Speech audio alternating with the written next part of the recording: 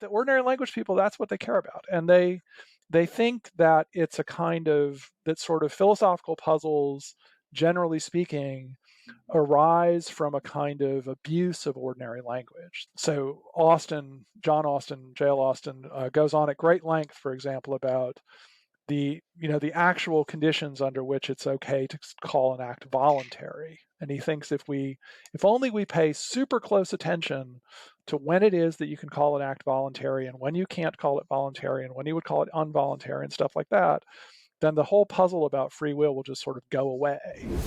Hello, my geeslings. It is Mother Goose, Robinson Earhart, here with the introduction to Robinson's podcast, number 57. And this episode is with my friend, Professor Richard Kimberly Heck of Brown University. And I have already recorded 3 episodes with Riki, and you'll know this if you've been listening to this podcast for a while.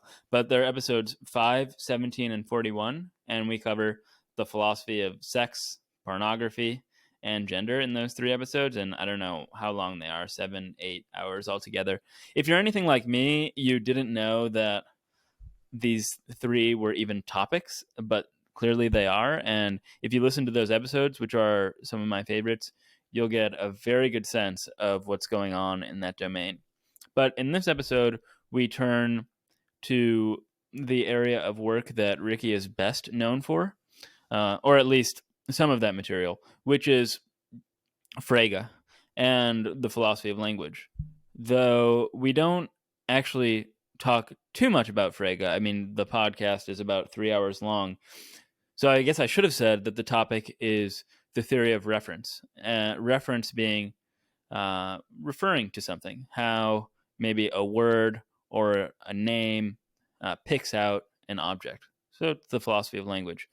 Anyway, this is some real nerd stuff, even within philosophy, and Riki talks about that at the beginning of this episode. But some of the figures we cover are Frege, Russell, Carnap, Strawson, Kripke, Lewis, Burge, and within those figures, or surrounding those figures, we also talk about the descriptive theory of names, über Sinn und Bedeutung, ordinary language philosophy, natural kinds, possible worlds, internalism and externalism, vagueness, what representations are, experimental philosophy of language, some thought experiments like Twin Earth, or Ty Burge has another thought experiment that is somewhat like it. But anyways, like I was saying, very nerdy episode. I loved it, and hopefully you love it too. I should also add, because I don't do these calls to action enough, I also have another show, Robinson Eats, on Twitch every day. I have a pint of ice cream and talk about whatever. And then you can also follow me on Twitter. And that's probably about it. So without any further ado, I hope you enjoy this conversation as much as I enjoyed having it with Riki.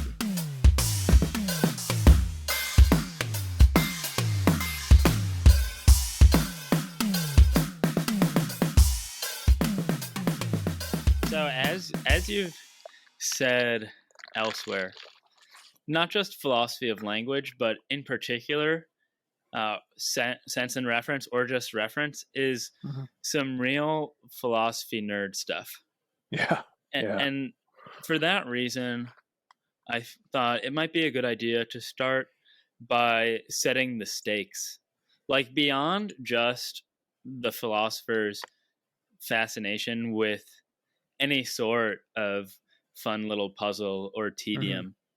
Why have names, and maybe more broadly, why has philosophy of language been of so much interest to philosophers, particularly over maybe the last 130, 140 years? Yeah, I think so. I think the answer to this question is not that surprising in a way. So I've said several times that I'm in no way really a scholar of philosophy, history of philosophy, but well, before you say that, though, I mean, you are one of the leading historians of Frege, or philosophers of Frege, and he's a very important philosophical figure. So older philosophy. I mean, I'll be honest. I think maybe you asked me this before, but I've never actually read the Critique of Pure Reason. So, Yeah. Okay. um, though I mean, it's not that I don't. I just don't have time to do that. So anyway, so I think the best way to think of this, I think, is just that one of the central, I mean, so the nature of mind and the nature of thinking and thought has been a central preoccupation of philosophers forever, I think. And that really, so one of the main distinctions that people will make when they start talking about the nature of the mind is between representational states and states that aren't representational, or at least aren't obviously representational. So beliefs are the standard example. So if I believe that Joe Biden is the president, then that belief is somehow about the world, right? It's about something. That belief happens to be true at the moment, anyway. Other mental states, I mean, people will sometimes mention like pain as an example, or a kind of, having an itch or something like that. Those don't, at least obviously, represent anything. They aren't really about anything. Now, it's philosophy, so some people might say that they are. Ned Block likes to give the example. I mean, we've been talking about sex, so orgasm. That's a mental phenomenon. It's a feeling that you have, but it doesn't seem to be about anything. I mean, it's not like your orgasm could be true or it could be Yeah. false. I mean, that doesn't In seem many to make ways, any kind of sense. it's a paradigmatic case of something that's about nothing. I think in French maybe it's called le petit mort, but Yeah, you're sort of yeah, dying. It's the absence of everything. It's just overwhelming. yeah. So that's So I yeah, see why Block so picked it. then there's this question about so I have this belief that Joe Biden is the president, and it's about him, and it's about being the president. And so one wants to know, how does that how does that happen? I mean, what is the connection between this, mental state in my head, presumably some kind of brain state, and Joe Biden, who I've never met, is far away, and so forth, right? How does that happen? That, I think, is the kind of motivating question. I mean, once you start digging into this, all kinds of other questions are going to pop up along the way. But the central question that's animating philosophy of language, at least as I tend to think of it, is this question about representation. And really, I mean, I think there's this really wonderful paper by Tyler Burge. I think it's called something like Philosophy of Language, not 1880 to 1975 or something, in which he gives this kind of lengthy survey of philosophy of language. One of the things that he points out in that paper is that issue, which was really talked about in terms of language for a very long time, through the 70s and the 80s, really turned into an issue in philosophy of mind. And so these, at least for most philosophers, not for all philosophers, there is this sort of other very large issue about whether you think that language or mentality is somehow primary. Is it, does language have meaning because we have beliefs that are representational, or is it the other way around, or are they, as Davidson thought, somehow kind of coeval? But so that's a very large issue. But and in some ways, I think because the issue about the nature of representation kind of shifted into philosophy of mind, philosophy of language itself has transformed somewhat over the last, say, 40 years, because in a way that kind of core issue got absorbed into something else. But I think philosophers of language are still often interested in that. Mm-hmm. So around like 140, 120, 100 years ago, when philosophers were very concerned with the denotation relation or reference, it was very much about how our words connect to the world. So That's right. the fit between them. Before we get into that, which I think is more going to be the focus of this conversation, what has the shift been in the last 40 years since this issue of representation was absorbed into philosophy of mind? I'm actually going to Yeah. talk with a UCLA professor, Gabe Greenberg, towards the end of January about expressly about mental representation, so diagrams in particular. So yeah. So one of the kind of noticeable shifts that has occurred is that linguistic theory has become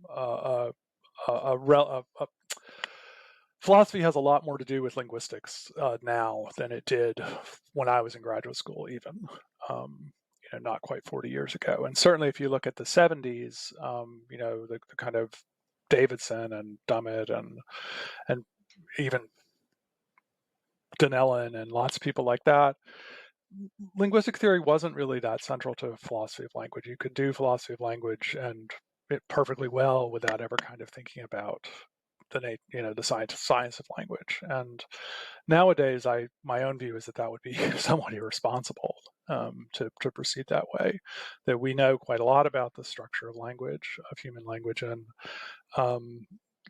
I don't think linguistic theory is going to solve the big philosophical problems, but I do think you have to pay attention to it. And so there are a lot of kind of questions, very detailed questions about, say, mass terms like gold or water, as opposed to so-called count terms like person.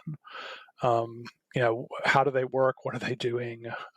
Generic constructions have been a focus of a lot of attention recently. So you get these kind of philosophy very focused on certain kinds of linguistic constructions. And that's often very much informed, again, by linguistic theory. And the people who do that are often straddling the boundary between philosophy and linguistics. Yeah, you point to something interesting. The best philosophers of physics, maybe like David Albert is one of them, has his PhD in physics. Some of the best philosophers of mathematics, like David Joel Hampkins or Wooden, are mathematicians. Philosophy is at its best when it's very closely in dialogue with the subject that's under evaluation. I And I very, see very much agree with that. Why language is no distinction or no exception.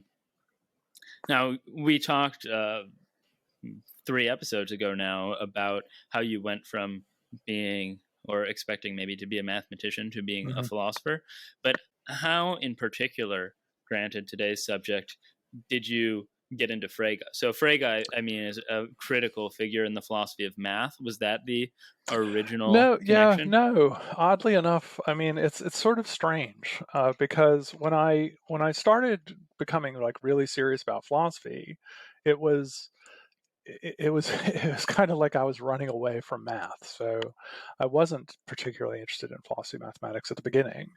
I discovered Frege in a graduate seminar that I took as a junior in college.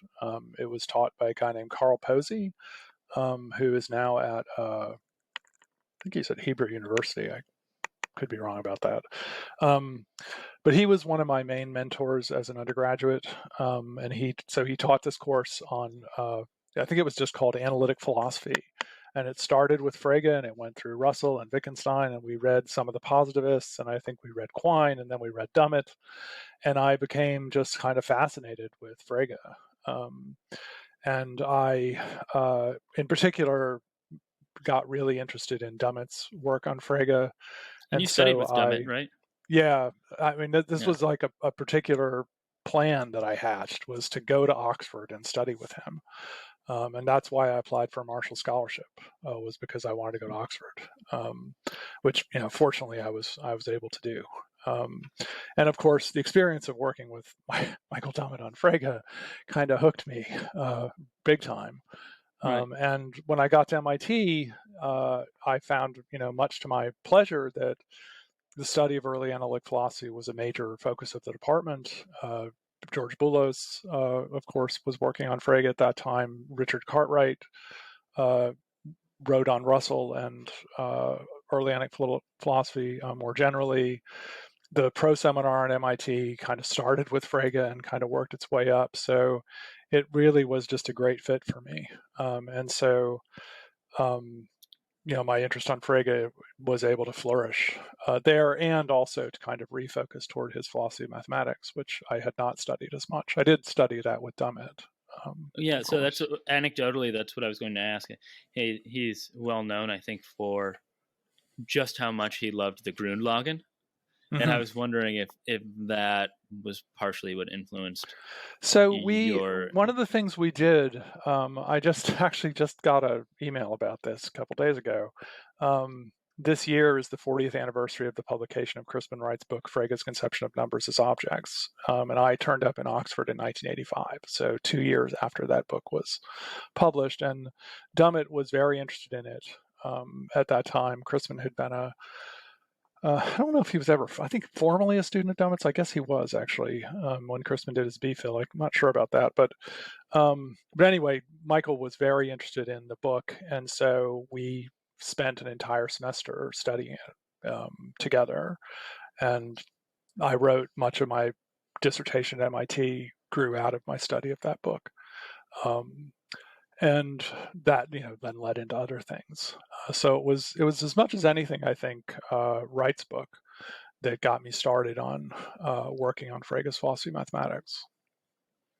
And just a little bit more stage setting, since Frege's such a towering figure, and he hasn't really been discussed that much on this podcast thus far, with the exception of some conversation I had with Chaim Gaifman on vagueness.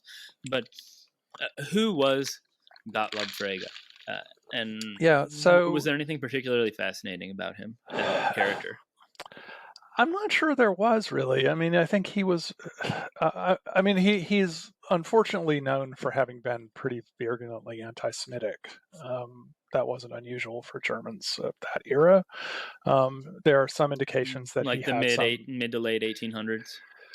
Yeah, and into the Okay. 20s, 1920s. I mean, he wrote there's a diary of his that was published long after he died that contains some pretty nasty stuff. And he seems to have been a sympathizer with the Nazi Party early in their, but long before Frege died in 1928, maybe I think something like that. But before Hitler came to power, so we have no idea what Frege's response would have been to that. But so his politics were probably not something we want to emulate.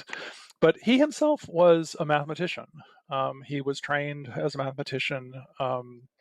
He wrote his dissertation on complex analysis, or early algebraic geometry, as you might think of it. He wrote his Habilitationsschrift, which is sort of this thing you have to write in Germany to become on your way to becoming a professor. That was also in, all his sort of formal stuff was in mathematics, not in a part of math that had anything to do with logic. And so, for reasons that are kind of not terribly clear, he became really interested in the question of questions about the foundations of geometry. I think this is connected to his mathematical work. Jamie Tappenden, who's at Michigan, has done some great stuff on this. But Frege became interested in questions about the relationship between arithmetic, which he understood in a very broad sense to include not just 1, 2, 3, but real numbers, complex numbers, and so forth. That part of mathematics, and geometry on the other hand. And much of his mathematical work was kind of in algebraic geometry, so it was applying kind of analytic techniques to geometry and that sort of thing. And his so he was particularly interested in the question whether complex numbers should be understood in a sort of geometrical way. So if you think about the way complex numbers are often represented, you kind of think of the complex plane with the real numbers laid out this way and the imaginary numbers laid out that way, and complex numbers are something like vectors in this plane. And that's a very geometrical way of thinking about what complex numbers are, and you can define complex addition and multiplication in kind of geometrical terms. And that was as common a way of thinking about complex numbers when Frege was in graduate school as it is today. And he was kind of bothered by this. He thought that complex analysis should not have to rest on a kind of geometrical foundation. He wanted to try to provide a way of understanding what complex numbers are, and real numbers too, therefore, that didn't rely in any way upon geometrical notions. And that was what he sort of set out to do. To do that, he then sort of realized that if you were going to make absolutely sure that some theorem that you had proved involving complex numbers didn't involve any geometrical assumptions, you had to have a way of keeping really careful track of exactly what assumptions had figured into the proof. And it was to do that he invented what we now know as logic, mathematical logic as we know it today in the Begriffsschrift. And it was a tool for him. I mean, he wanted, again, to sort of know, he wanted to know, as people talking about set theory, often want to know today, exactly what assumptions are needed to prove this theorem. That was the kind of question that he was interested in. But if you're going to figure that out, then again, you have to have some way of tracking exactly what assumptions are needed. And so he invented logic to do that, and then went on to try to use that to construct, natural numbers, real numbers, complex numbers, and so forth on a, as he saw it, purely logical foundation. In particular, one that didn't involve any geometrical assumptions. So, I mean, that all sounds very mathy. And what happens is that he becomes interested in kind of foundational questions about the logic that he has invented. He's interested in questions like, what really is it? What do we really mean when we say that this thing logically follows from that other thing? And how can you give an account of what that is? How do logical formulas represent things? He was interested in that question, and it's in the context of that the sense reference stuff kind of comes up, is in his attempt to understand the foundations of logic. Okay. Well, then, before we get into sense and reference, just very quickly, correct me or amplify anything that I'm about to say, but I think of Frege as one. Okay, this is just to underscore just how important he is today. Mm-hmm. I mean, one, I think of him as the father, or one of the parents at least, of analytic philosophy, which is the dominant philosophical tradition now. He's also the most important logician since Aristotle. And I mean, Gödel obviously is very important afterward as well, but perhaps the second most important logician of all time. And then the creator, or obviously there were other contributions and other people working like George Boole or Peirce, but he was one of the fathers of first order logic, which is now, I mean, fundamental to all sorts of computers, all sorts of things, the mathematics. And though, of course, it evolved since then, his notation was extremely complicated and entirely abandoned, but he still got that going for him. Yeah, and then the founder of contemporary, or at least the ancestor of contemporary philosophy of language, a lot of contemporary philosophy of math, a lot of this stuff all goes back to Frege. That's right. Yeah. Okay, so right. I'm pretty much on the mark. Yeah, and I mean, I think he, with any kind of thing that gets invented, it's often the case that there are other people. If he hadn't done it, probably somebody else would have. That's usually the case. But as far as the actual history of the thing goes, what we now know is quantification, which is absolutely fundamental to logic, is Frege's invention. He created that. He is responsible for notions like scope and things like that. And it should be said that the influence of this on linguistic theory is enormous. It's the kinds of structures we think of languages having today are quite different from the ones that Frege finds, in first order logic, but there's a path, right, that you can follow that goes through Frege and into people like Church and so forth. Carnap. Okay. And then my last stage setting question. I'm curious, did you have, I mean, presumably you've done a lot of your research on Frege in the original German. No. Okay. Well, that was going to be my question. Okay, interesting. knowledge of German is pretty pathetic. Okay. I mean, I can read it a bit, not actually as well now as I did when I was working on Frege's philosophy of mathematics. I had to learn to read German to some extent, because the book in which his magnum opus, the Basic Laws of Arithmetic, Grundgesetze der Arithmetik, was not translated at that time, and so if I was going to read it, I had to learn to plow through the German. Now it is translated, but it wasn't at that time. But Well, fortunately for me, the stuff I needed to read was it's all stuff like, now we are going to prove this. To prove this, we need to prove that, right? So you don't need a lot of vocabulary to read well, it. maybe that hints at the answer to the methodological issue that this raises for me. But for example, ancient scholars are, you have to know Greek, you have to do the reading in Greek. Or Peter Adamson, you have to know the medieval Arabic to be a scholar like him. Why is it that for your work on Frege, and like I said, you might have pointed to a bit of it, you don't need German in that same way? So I think that actually, if I were going to start working on Frege today, I would feel differently than I do. I do think you sometimes hear people say, I have this conversation in my department sometimes. You can be a kind of scholar of Greek philosophy, say, who is also kind of interested in contemporary issues, and contemporary applications of that stuff. And if that's your orientation, then yeah, you really have to know Greek and probably Latin too, and Lord knows what else, maybe some Arabic.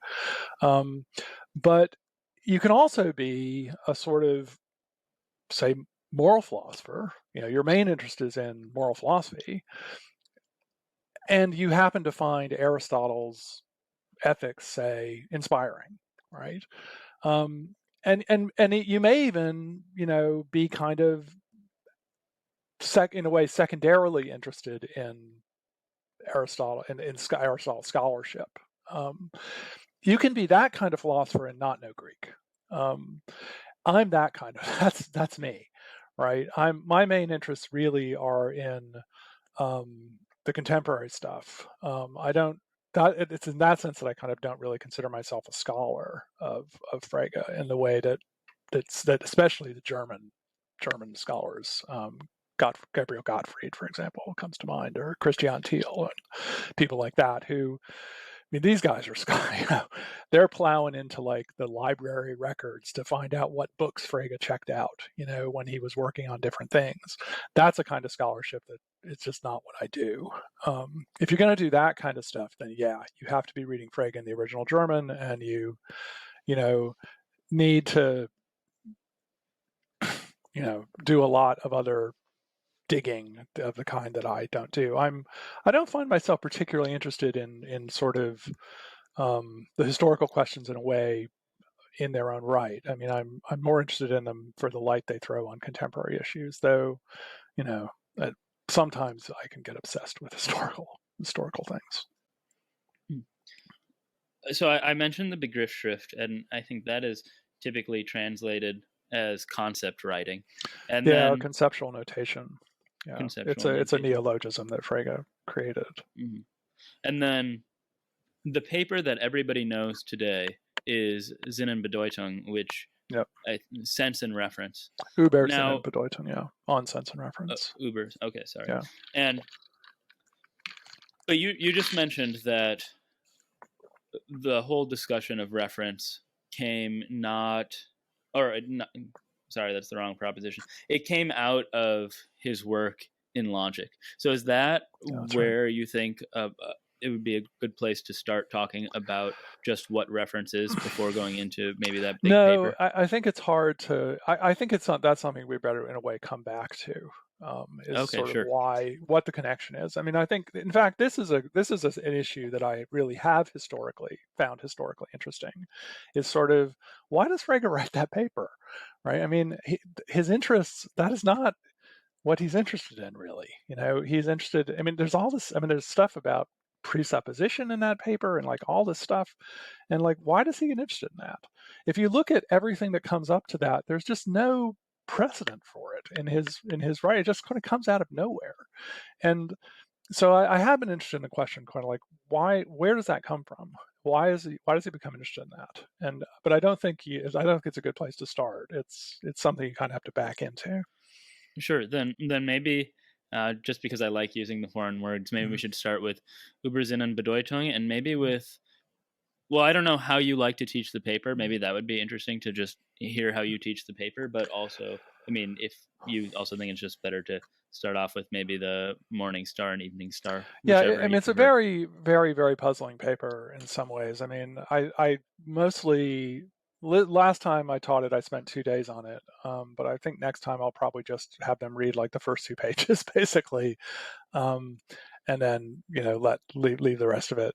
I mean, Frege. So one way to think of it is this, that so I was saying before. I mean, the paper is about, ultimately it's about language, but Frege is making certain assumptions about the nature of thought, that is cognition, belief, in the argument that he gives. And I think it's best to kind of start with what those are.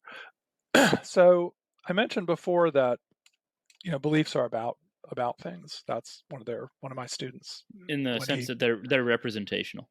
Yeah, to use that's your right. word. I Okay. remember one of my students discovered this at a certain point. And he thought this was the most amazing thing, and it is, it's striking, right? So one question that we can ask here wait, is, I'm actually going to cut you off. Is yeah, go ahead. another way of saying that something is representational, saying that it has maybe like propositional content, Yeah, as or truth opposed to conditions. or truth conditions. Okay, Yeah. because So pain or an orgasm, it doesn't have. It's not a factual sort of thing. There are no truth conditions. But I would suppose, again, this is yeah. Okay. philosophy, so Okay. some philosophers would disagree. Okay. Great. Yeah, but Great. so at least for belief, right? One of the things that's distinctive of beliefs is that they can be right or wrong, true or Right. false. And so what they're about is, as it were, whatever situation they kind of. Okay. There's a certain way the world needs to be for it to be true, and that's how it So it represents has the world as being. I'm just trying to think of some other ways of making this representational idea clearer to the audience that might not have this background, and it really comes down to aboutness, maybe. That's right. Yep. Okay, great. Yeah, great. it's so. I mean, I think, but aboutness is often used just to mean kind of like, so take my belief that Joe Biden is president. You might say that's about Joe Biden. Philosophers would want to say that it is about Joe Biden. It's about Joe Biden that he is the president, right? So Right. So what it's it this represents is complex Joe Biden as relational being the thing. president. Yeah. So there's what we want to call. There's a whole other issue here, but we would say, there's a certain situation, Joe Biden's being the president, or state of affairs, or something, and that's what it represents. Ever since Plato, there's been this problem about how beliefs can be false, right? I mean, take my belief, if somebody believes that, Donald Trump is president, what does that represent? Well, it represents the situation of Donald Trump's being president, but there is no such situation as that, right? So there's an issue about the nature of falsity that's kind of bound up with this too. So once we've got this on board, right, that their beliefs represent things in this way, then you can ask questions like,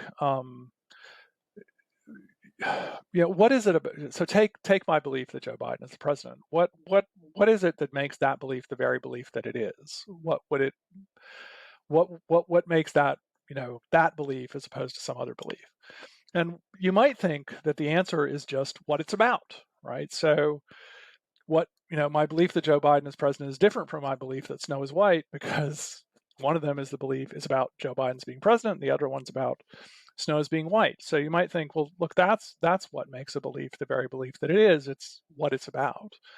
And from that perspective, this is where Frege's famous identity puzzles kind of come in, because Frege points out that so he has this example involving Hesperus and Phosphorus. So Hesperus is, but I'll give a different example. So Bob Dylan is the stage name of a guy who was born Robert Zimmerman. He took the name Bob Dylan early in his career, Dylan after Dylan Thomas, because he considered himself a poet, which indeed he is, having won the Nobel Prize in Literature. Bob, short for Robert. Somebody could, you can imagine that there's somebody who grew up with him, who knew Robert Zimmerman as a child, has heard of this guy, Bob Dylan, maybe has some of his albums and stuff, but doesn't realize that Robert Zimmerman, this person he knew as a child, is Bob Dylan, right? The great songwriter. And that person, right, could believe that Bob Dylan is a great songwriter, but not believe that Robert Zimmerman is a great songwriter, right? That seems a perfectly possible situation for this person to be in, right? And there are real life examples I could give of things that have happened to me in which I've been in situations like that. And so, but both beliefs, right? And you can even imagine the person has two beliefs, right? They have the belief that Robert Zimmerman's a great songwriter and the belief that Bob Dylan's a songwriter, great songwriter, but not because they think Bob Dylan's Robert Zimmerman. They heard Robert Zimmerman playing songs as a child or whatever, right? So, but it looks like those beliefs are about the same thing, right? They're both about the same person. There's only one person there who alternately gets called Bob Dylan and Robert Zimmerman, and they're about, they're both about the same person and about him being a great songwriter. So if those are different beliefs, then it can't be that what makes a belief the very belief it is just what it's about, because they're about the same thing and yet they're different beliefs. And so the initial problem, in a way, that Frege sees is to sort of say something about, well, okay, if it's not just what the belief is about that makes it the belief that it is, what is it? What is the other piece? What is the kind of missing piece that, hold on a sec. No, that doesn't work. What other than the thing the belief is about is relevant to, which belief it is. And that thing, this extra piece, is what Frege calls sense. As it is, as I describe it to my students and in my writing, a programmatic notion, meaning that he doesn't really tell us what it is. He just tells us why we need it and says, we need this thing because there has to be something more to its being the very belief that it is besides what it's about. And I'm going to call that thing sense. And now, now the project is, well, let's figure out what that is, right? But he doesn't tell us very much about what it is. He just gives us a kind of existence proof for it. And sense, of course, is the Sinn. That's right. Which has given rise to many puns over the years. Frege's original Sinn, and oh, that's a good one. So on and so forth. Yeah, Sinning Against Frege is a paper by Burge. I mean, it's a lot of good puns. That's painful, but I appreciate it nonetheless. Now, I appreciate the Bob Dylan example, but if you wouldn't mind, could you go through the Hesperus and Phosphorus example? Because, I mean, it is such a classic. It's constantly referenced today. And I think it also, I mean, for me at least, it gives me a chuckle every time I see anything related to the more. So there's a really phenomenal ice cream place in New York City called Morgenstern's. And whenever I see it, or when I lived in New York, I would get a chuckle. And they had great ice cream too, so it was just a plus. Yeah, so Frege mentions this example a couple of different places. So historically, well, I mean, so you can see this today, right? So if you go out early in the evening or late in the morning, or sorry, early in the evening or very early in the morning, I guess, the bright you can see Venus. It is the brightest body in the sky other than the sun and the moon. It's bright enough that you can sometimes even see it when the sun is up. Ancient astronomers noticed this thing up in the sky, and they called the thing they could see in the evening Hesperus, and they called the thing they could see in the morning Phosphorus, not realizing that in fact this was the very same thing that they were seeing both times. That was apparently discovered by Pythagoras, who is famous for other things. But they had belief, say, that Hesperus could be seen in the evening. They didn't believe that Phosphorus could be seen in the evening. They thought that Phosphorus could only be seen in the morning or something. so it's a same kind of situation, right, where their belief is about the very same thing, unbeknownst to them.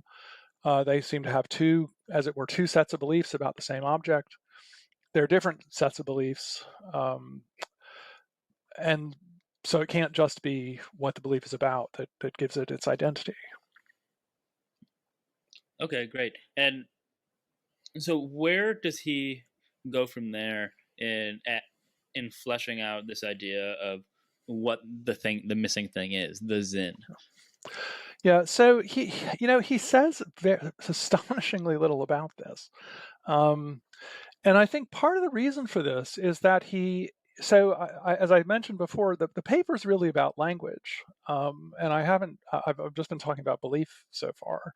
And what Frege, sort of what he ends up doing is he becomes interested in the question, or he in effect argues that the sentence, Hesperus is a planet, and the sentence, phosphorus is a planet, have to mean different things, because if they meant the very same thing, then it looks like they would, perform the same linguistic function or something like that. But they don't, right, is his thought, that one of them, if I say phosphorus is a planet, then that kind of expresses my belief that phosphorus is a planet, whereas if I say Hesperus is a planet, that expresses my different belief that Hesperus is a planet. So the sentences seem to have different linguistic functions in this respect. And that's what he's really arguing for. But he just takes for granted that there's this difference at the level of belief. And so in a certain sense, he doesn't have to say anything about what the difference is at the level of language, because he's just assuming that he already understands it at the level of belief. Whereas we don't tend to assume that. And he just doesn't have very much to say about it. I mean, and there's a late paper, one of the last papers that he wrote and published, called Der Gedanke, which translates as thoughts or the thought, in which he has something to say about the nature of sense. But he never really gives us anything approximating a decent theory of it. It really, I mean, there's in chapter 6 of Frege Philosophy of Language, Dummett's great, huge, thick book on Frege. It is called Some Theses of Frege's on Sense and Reference, and Dummett lays out these 10 principles that Frege has that kind of govern the notion of sense and reference. And in that sense, I think it's in some ways best thought of as a theoretical notion. It's not something. I mean, my own view is that you're never going to get something of like the sense of Hesperus equals, and then you're going to be able to write something else down to say kind of exactly what it is. I think it's more like, the way people think of notions like force and mass in Newtonian mechanics. They're defined by the theoretical role that they play in Newton's mechanics. And I think the notion of sense is something like this, that we know what work we want it to do. And so we need to say enough about it to get it, to sort of pin it down to get it to do that work. But I think my own view is it's just a mistake to think that the question like, well, what exactly is the sense of Hesperus? I think that's a bad question. It's a question lots of people have wanted to ask, but my own view is that there's no enlightenment to be had by asking that question. Well, we've talked a fair amount about the Sinn part of Übersinn and Bedeutung, but not the Bedeutung part, the reference part. So Frege didn't have that much to say about sense, but did he have much more to say about the reference? So the term reference is Dummett points this out in Frege Philosophy of Language, is kind of helpfully but also confusingly ambiguous. It is used to mean two quite different things, or really three quite different things. The two that are relevant to Frege are that it can be used to talk about what Dummett suggests we call the referent, which is the thing to which a name refers. So in the case of Hesperus, for example, its referent is the planet Venus. That's what it refers to. But the term reference can also be used to talk about the relation between the name and the thing. The relation of reference, of referring to an object, the relation that holds between a name and the thing that it refers to. And Frege uses the term primarily, when he talks about Bedeutung, he means it in the former sense. He's talking about the referent, what Dummett calls the referent, the object, the bearer of the name, as Dummett puts it. Frege doesn't have a tremendous amount to say about the nature of that relation between the name and the bearer. He thinks that in a certain sense it's mediated by the sense. That's one thing that he says, but he doesn't give any kind of real explanation about sort of the nature of that relation. And that, of course, is one of the things that philosophers of mind and language have been really, really super interested in. I think that interest probably traces more to Russell than to Frege. In Russell's in On Denoting, and I think it's particularly clear in Russell's paper, Knowledge by Acquaintance and Knowledge by Description. Yeah. Before we get into Russell, you can tell me if you think this is roughly on track, but I've always thought of sense and reference as being roughly at least describable in this way. So Hesperus, the reference of Hesperus is Venus. Right. And so is the reference of phosphorus. But so it's a way of, it's what it points to. That's the referent. I like, and then the sense of the term is, granted, much, much harder to really explain, but it's sort of the way in which the term points to this other thing. So yeah, Frege describes it as the mode of presentation. That's the phrase that he uses. It's Evans calls it a way of thinking of the referent. But sometimes people have said it's a way of denoting the referent or something like that. It's again, yeah. I mean, to say exactly what it is maddeningly difficult. But it's something. I mean, I tend to think of it as something like a kind of it's some kind of feature of the way in which the thing is represented. So this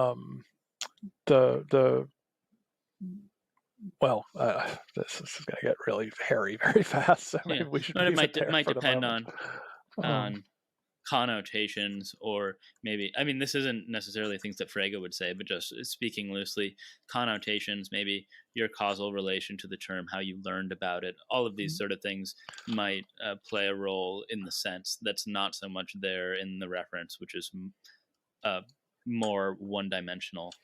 I mean, you think of, I mean, I think pretty much everyone would agree that the sense has something to do with why this particular name refers to the object that it does. I don't think it has something to do with that. And so the thought would be something like, look, the story about why Hesperus refers to Venus is different from the story about why phosphorus refers to Venus. One of them has to do with Venus as being visible in the evening sky, and one of them has to do with Venus as being visible in the morning sky. And we don't know how to say exactly what the sense is, but it's got something to do with that difference. That the use of Hesperus to refer to Venus is kind of grounded in this perceptual phenomenon of people being able to see it in the evening sky, whereas Venus, the use of phosphorus, is grounded in a different phenomenon. Something like that is what's explaining the difference. So getting back to then Russell, who you mentioned briefly, I mean, he was also, I mean, a towering figure in philosophy a little bit after Frege. I think he actually maybe this is historically inaccurate, but did he say that he came upon the denoting relation himself independently of Frege, or was that a dispute about something? It might have been about first order logic or logic. Yeah, Russell had become interested in this same set of questions independently of Frege, and wrote in his great book, Principles of Mathematics from 1903, there was extensive discussion of these kinds of issues. Russell had a notion that he called denoting concepts, which was at least in roughly the same ballpark as Frege's notion of sense. And Russell ended up including a very long appendix to the principles in which he discussed Frege. And Frege, in the meantime, he had sort of discovered Frege while the book effectively was in press.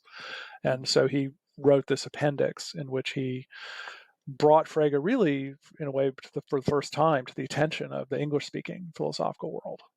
I mean, there were some people who knew who Frege was, but it was largely through the appendix to the Principles that Frege comes to the attention of the English-speaking world.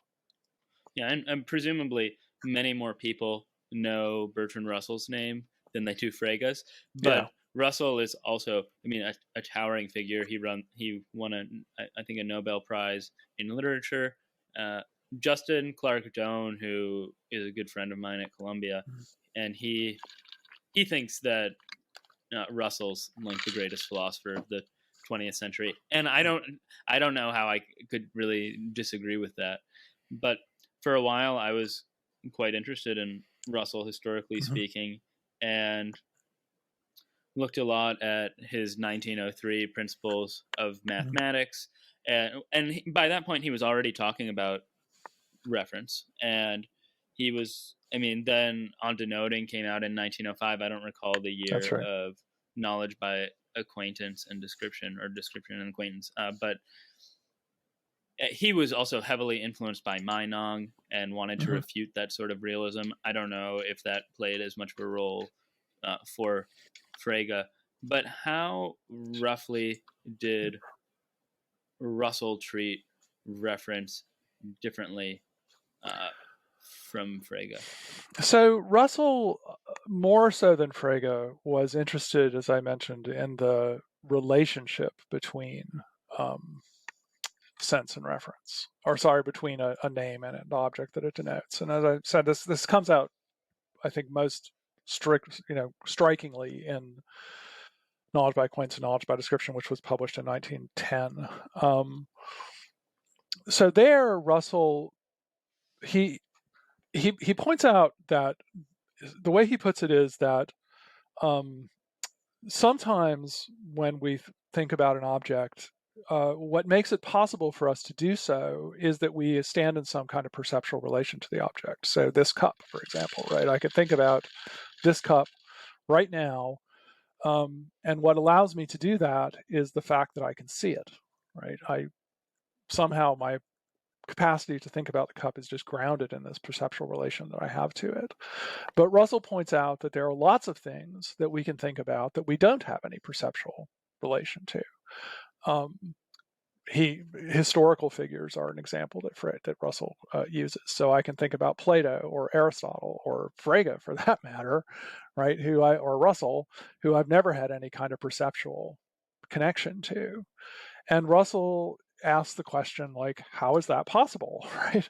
I mean, there's a good question to be asked about, like, well, how does my be seeing the cup make it possible for me to think about it? I mean, it's not, you can ask that question too. But Russell thinks it's kind of extra puzzling how it is that I can think about things that I have no perceptual relation to.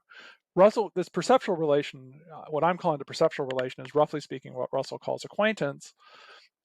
He has sort of strange views about what kinds of things you can be acquainted with, but it's that distinction between kind of the things that you're acquainted with, roughly speaking, the things you can perceive, and the things you can't, that he's interested in. And he wants to give some kind of account of how it is that thought about not perceptually available objects is possible. I'm not enough of a Russell scholar to know the answer to the following question, but I think part of what's driving Russell's interest in this is that he was at that time particularly interested in logic and mathematics. And among the kinds of objects that we don't have perceptual relationships with are mathematical objects, like numbers and sets. At least normally, I think one doesn't think you can see the number 37, right? You can see some things, you can see a number, numeral 37 written down, but the number itself, you can't see the set of all natural numbers or, some complex function, you can't see things like that. And so I think part of the reason Russell gets interested in this is because of the mathematical case. But as he says, there are plenty of cases just involving ordinary physical objects that we don't have any perceptual relationship to and yet can think about. Like Russell or Frege or Aristotle or Plato, or for that matter, Pluto, in my case. So so that distinction is kind of what underlies Russell's interest. And he then propounds a theory, what he calls knowledge by description, of how it is possible for us to think about objects that we're not perceptually acquainted with. And that issue of what makes that possible, that's the issue that really animates a lot of discussion in philosophy of language. Now I realized that I forgot to ask you something that I found important historically, and a curiosity that I didn't quite understand. So we talked with Frege, we talked about how the Hesperus and Phosphorus, how they point to an object, that's their reference. Now, I seem to recall that for propositions as a whole, Frege had a very curious notion about the reference of propositions, and it was that they pointed to the true Their and truth the false. values. Yeah, that's right. Yeah. What did that really mean? What did to point to truth values? I mean, they have to sort of be objects. What was the reasoning behind this, and what does it mean to think of the true as, or the false as, an object? What's their metaphysical status, maybe? Yeah. So there are two different aspects to this doctrine of Frege's. So Frege thinks that not only names, but all well-formed grammatical expressions have both reference and sense. So in the case of a predicate like is green, Frege thinks that it has a reference and a sense. The reference is what he calls a concept, but is maybe most easily thought of as what in logic nowadays you would call an extension. It's just the set of objects of which the thing is true. So it wasn't an abstract object. Sorry? So it wasn't an abstract object. It was more like a Mariological fusion. No, it would be a set. So it is an abstract object. So person maybe would be a better example for that. Right. So it's the extension of the term is a person is just a set of people. Frege, it's not exactly what his view is, but the differences are not important for right now. So this leads him in on sense and reference to ask the question what the reference of a complete sentence is. So if you take the sentence phosphorus is a planet, for example, and Frege's view is that the sentence refers to its truth value. If it's true, it refers to the true, and if it's false, it refers to the false. He does think that the true and the false are objects, but that is it's worth separating these two aspects of the view. I mean, you can have this kind of, in a way, metaphysical conception of what truth values are or something, but his idea, as Dummett puts it, is that the central sort of semantic fact about a sentence is it's being true or false. That's and I think it's helpful to sort of think of this in terms of logic again. So, and I think this is really why Frege thinks this, is that if you think about truth tables, right? Truth tables generate truth values of conjunctions and disjunctions and so forth simply by operating on truth values. And that's how kind of Frege is thinking of it. He's thinking that, I think what motivates him is more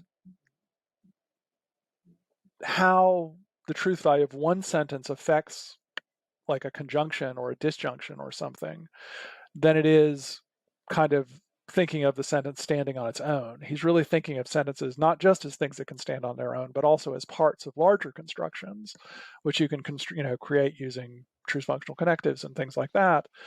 And so his doctrine that sentences refer to their truth values is a way of kind of committing to truth functionality in logic, that when we go to say how a sentence contributes to the truth or falsity of a more complicated thing, what it contributes is its truth value, right? And you just look at the truth tables to do this. He does have things to say about so-called intentional constructions, but he thinks of those as kind of exceptions to the rule that the truth value is the only thing that matters. intentional being like a belief or like A intention belief that within us. construction. Yeah, that's right. So in the case of belief type constructions, like John believes that snow is white, truth is not the truth of the sentence "snow is white" is not the only thing that matters there, right? You can't replace it with any other true sentence and still get a true sentence. Whereas if it's a conjunction, then you can, or at least, from the point of view of logic, you can. So that's kind of where that's coming from. I'm trying to remember which. There's a whole series of papers that I wrote together with Robert May in which we try to fit all these pieces of Frege's views together. I'm trying to remember which one. So, we have a paper called "Truth in Frege," which people can find on my website if they're interested. That talks at some length about why Frege holds this view and kind of what it really means in the context of his philosophy. And we have another more recent one called "The Birth of Semantics," which goes on about the same set of issues. Okay. Well, thanks for satisfying my question about the true. It's always been sort of something I was curious about. Now, going back to Russell for a bit and on denoting. Now, I think that paper is, along with maybe on what there is, I think of it as a real, pure, paradigmatic case of what analytic philosophy is all about, in that it's about taking something, puzzling, and analyzing it and breaking it down into smaller components. So that paper, as I recall, concerns constructions such as the such and such. Mm-hmm. And one purpose of this paper was to deal with constructions like the such and such where there is no such and such. Mm-hmm. Because we talked about how, okay, obviously Hesperus and Phosphorus, they both point to this object.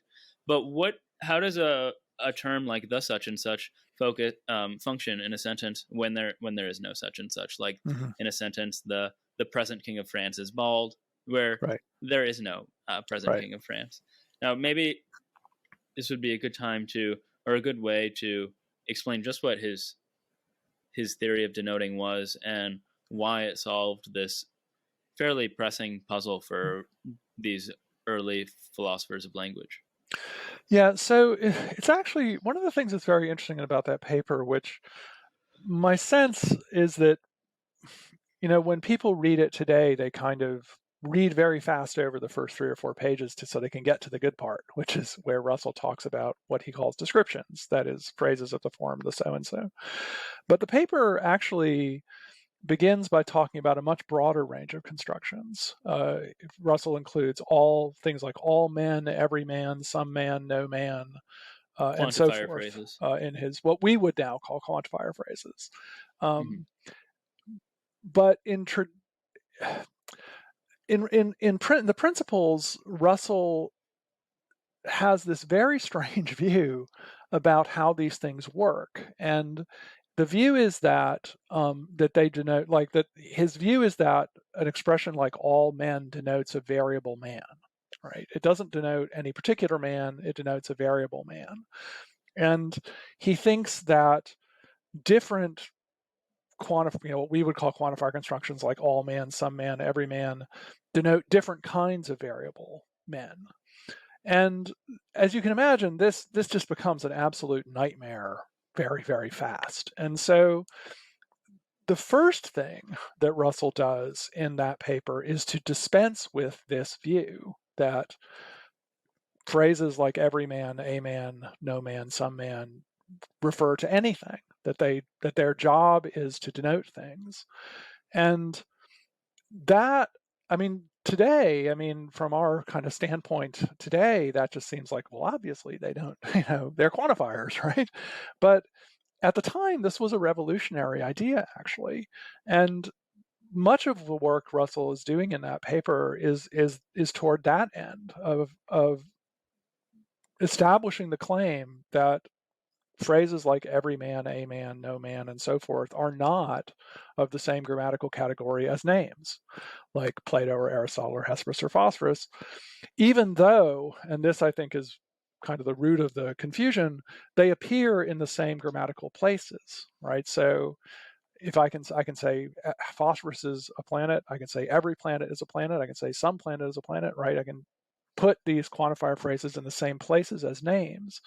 And in what Russell would have called traditional logic, Wittgenstein often uses this phrase, that is the logic that we get from Boole and the Boolean logicians, proper names really were treated as of the same grammatical category as expressions like some man, every man, and a man. And so, and Frege too goes on about this at great length, the importance of drawing a sharp distinction between the logical role that's played by names and the logical role that's played by expressions like every man, a man, and some man. And so I think when you see that, the paper makes more sense, because you can see that what Russell's doing in the paper is the central question of the paper then becomes, well, where do phrases like the so-and-so go? Like the King of France or the King of England. Are those to be grouped with names? Do they function the way names do? Or rather, should they be grouped with expressions like every man, some man, no man, and so forth, so that they are in effect what we would call quantifier phrases? And Russell argues for the latter position, right? In part he has several reasons for this, but one of the reasons he gives is that phrases like the King of France don't refer to anything. And Russell thinks that a name that doesn't refer to anything is kind of radically defective in a certain sense. And so in order to kind of save the phrase from this radical defect, he thinks it's better to think of it as a quantifier rather than as a name. And that, I think, is really how people think of Russell's view today, that what Russell's view is that descriptions are quantifiers. That's his view. He has lots of more specific views than that. There are different ways of implementing that idea, and Russell has a certain proposal about that. But the core idea is that descriptions are quantifiers. That's what Russell's arguing for. So how then does this relate to that example that I gave before of the present King of France? Like, how are we supposed to analyze or understand that sentence so as to give it a truth value? The present King of France is bald, that we all agree on, using this scheme with definite descriptions. Yeah. So Russell's own view is that descriptive phrases like that should be thought of as involving a kind of assertion of existence and an assertion of uniqueness, and then an assertion that the uniquely existing thing has whatever properties involved. So in the case of the King of France is bald, he analyzes that as meaning something like there is at least one King of France, and there is only one King of France, and that thing is bald, right? That's Russell's account. And so if that's what it means, then it's just straightforwardly false, because the, as it were, conjunct, there is a King of France, is false. And so the whole thing has to be false. So in other words, there is nothing in our domain of quantification that we can substitute in place of the X for there is such and such a thing to make the sentence true, so it's false. Yeah, that's right. Yeah, it's just, for Russell, one way to think of it is that Russell thinks that the King of France is bald just logically implies that there is a King of France. And so if there isn't a King of France, then the sentence is just false. He has a particular way of kind of writing this out in his own logical notation and so forth. But you can think of it as just meaning something like, there exists a thing which is the king, a King of France, and anything that is a King of France is that thing, and that is there's only one, and that thing is bald, and you can just write that out straightforwardly in logical notation, which is what Russell does. And this also, but note, sort of is Russell's answer to the question how it's possible to think about things that you're not acquainted with, because he thinks the answer to how we can do that is by describing them. So I can, say describe Aristotle as the philosopher who was a student of Plato and wrote the Nicomachean Ethics. And so on Russell's view, when I say that Aristotle, was Greek or something, what I mean is something like, well, there is a person who was a student of Plato and wrote the Nicomachean Ethics, and there was only one such person, and that person was Greek. And it's sort of not, how that description can work is, Russell thinks, is kind of relatively unpuzzling. And so that's his answer to the question. That's what he calls knowledge by description, is when I describe the object that I'm interested in. I pick it out by describing it, not by seeing it. And this, of course, relates clearly back to how we began this whole conversation, which is what it is that connects thoughts to the world. And in this case, it's description. Now, I spoke with Graham Priest a few episodes back, and he's a nonist, which is the school started by his friend Richard Routley, in which he believes that there are non-existent objects, and our words can indeed refer to them because they're within our domain of discourse. So it's what accounts for a sentence like Sherlock Holmes lives at such and such address being true. We can assign a truth value to that. Now, do you happen to know if Russell gave an account for how we can guarantee the truth value of sentences concerning fictional objects when there are no such objects? I don't know if Russell ever wrote about this. It's actually seems like a more modern problem. Yeah, so Frege mentions this too, actually. So he gives the example, Odysseus was set ashore at Ithaca. And Frege, one of the things that Frege mentions in this discussion of this is that there are kind of two different ways of taking a sentence like that.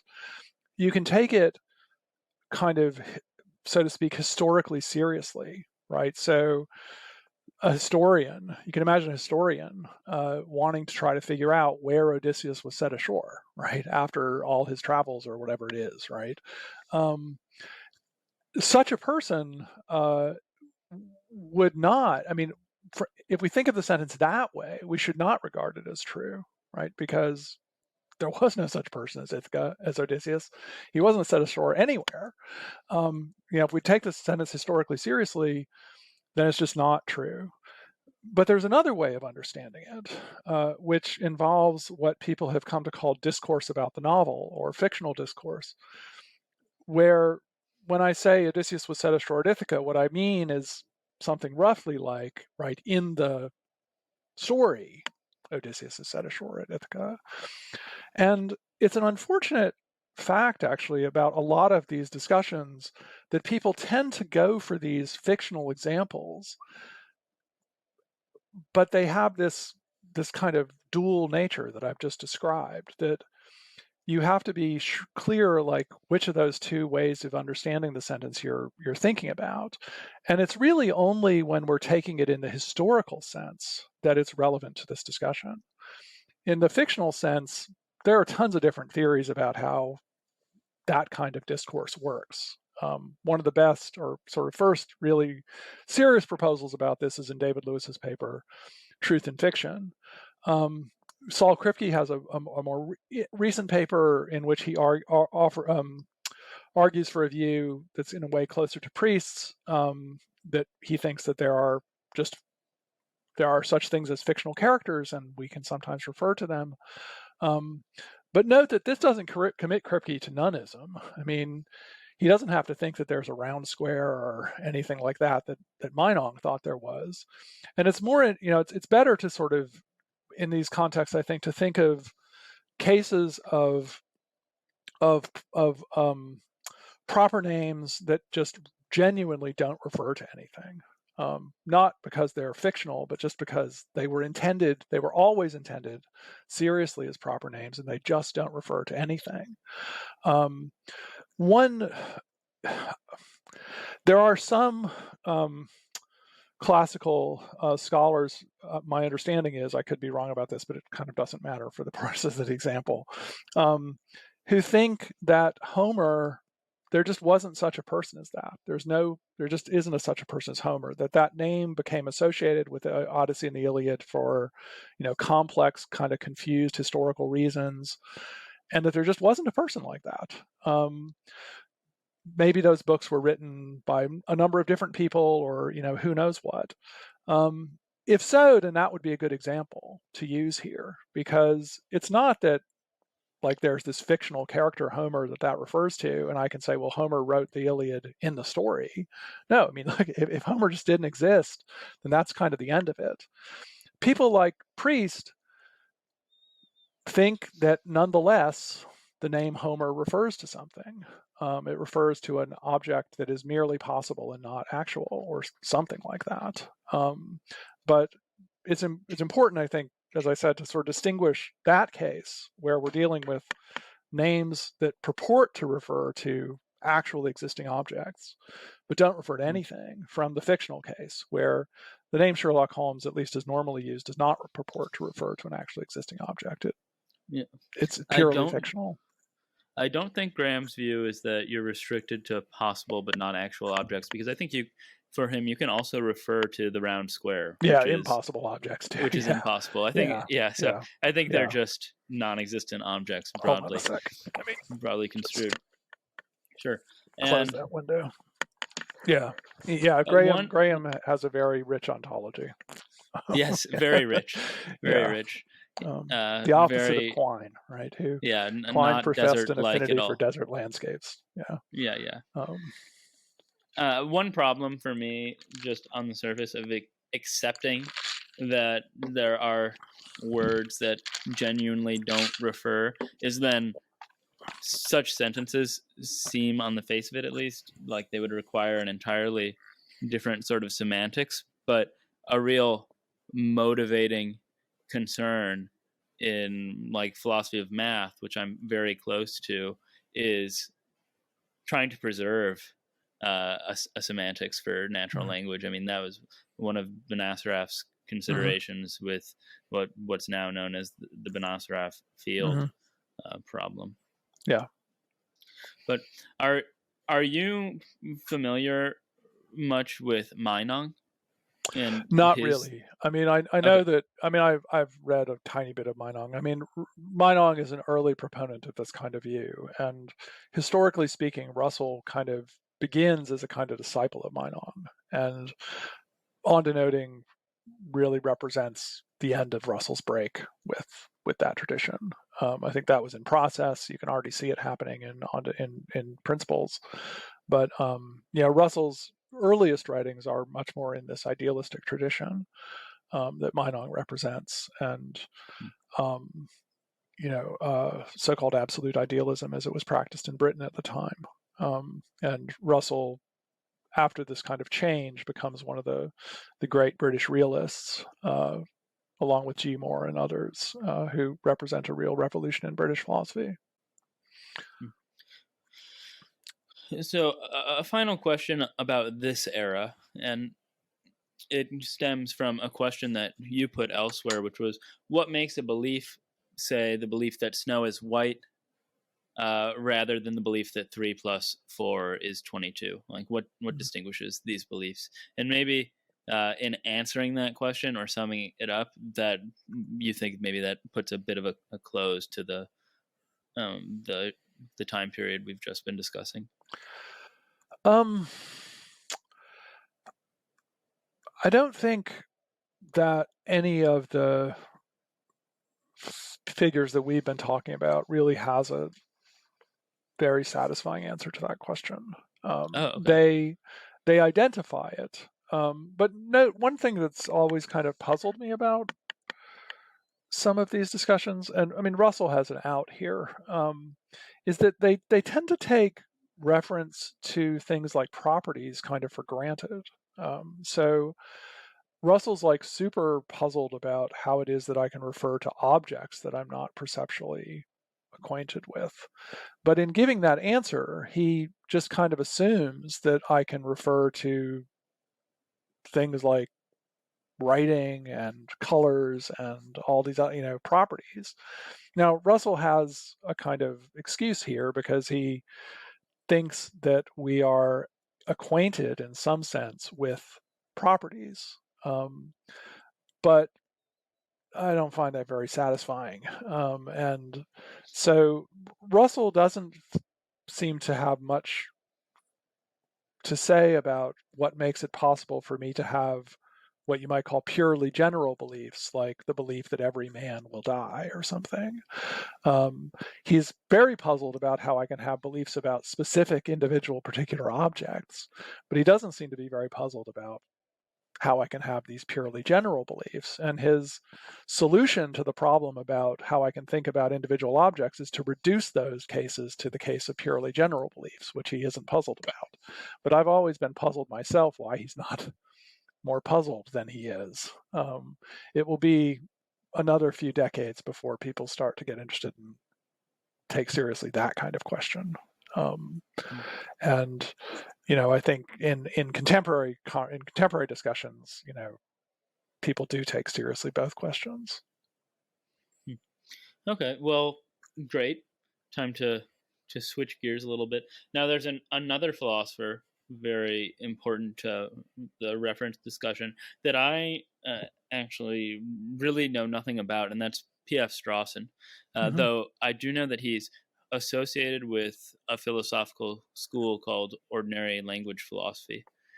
So maybe you could start by informing me about what ordinary language philosophy is, why it was a big turn from what was going on before, and so how it relates to Strawson reference. Starts out as a kind of ally of the ordinary language folks, and they are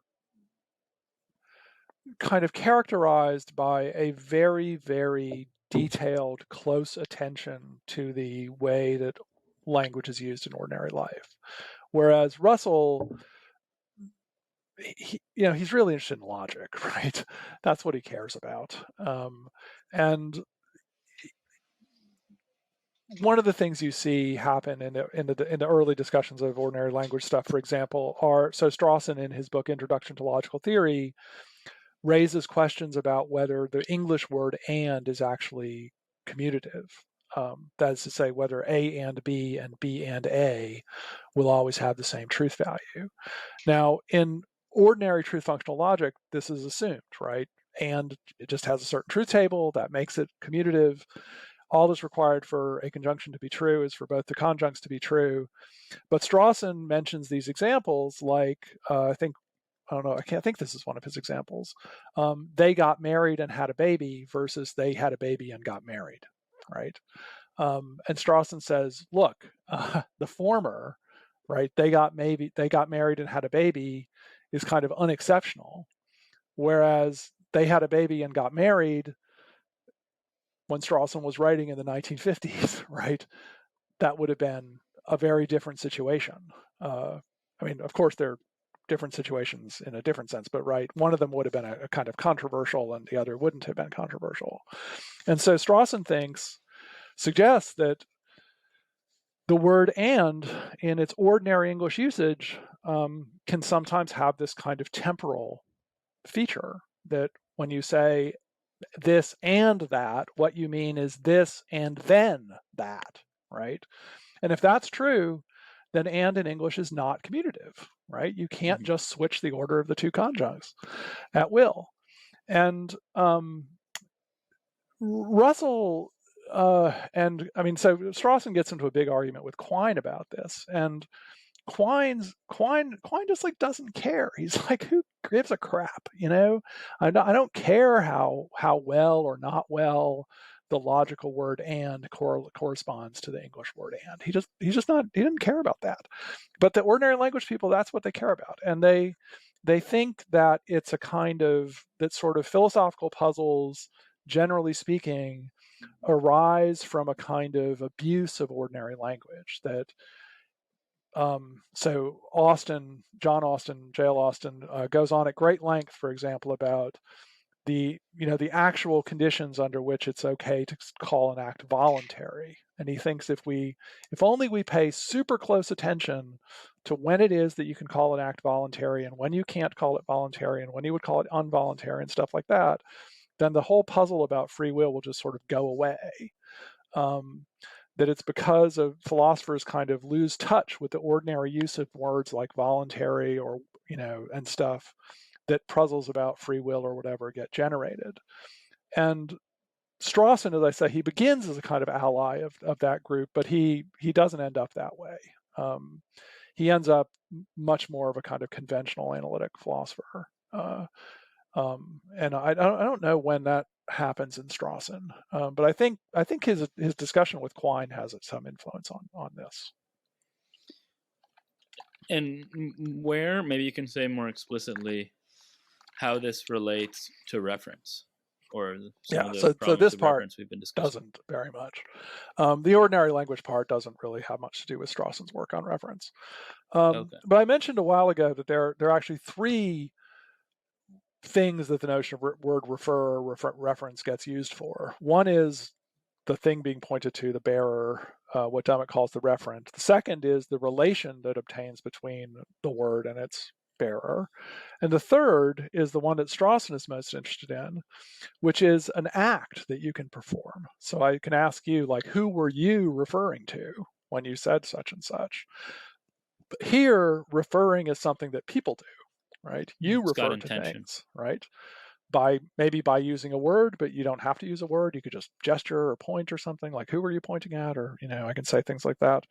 And so Strawson thinks that that's the most fundamentally important notion, is the notion of a person referring to a thing, not this, what you might call logical relation between a word and its referent. And he argues in On Referring that Russell's discussion of descriptions is sort of undermined by his failure to make this distinction between the logical relation between the name and its bearer and the act of referring, which he thinks is more important. And Strawson thinks, he, again, and this, maybe in a way this does have something to do with his sort of close attention to language. Yeah, ordinary language, right? Language. So he's interested in kind of the way, the act of reference as it's used in ordinary life. But he points out, for example, that I can say things like the table is covered with books. And from Russell's point of view, that it looks like that should mean something like there is one and only one table and it's covered with books. But of course, there isn't only one table.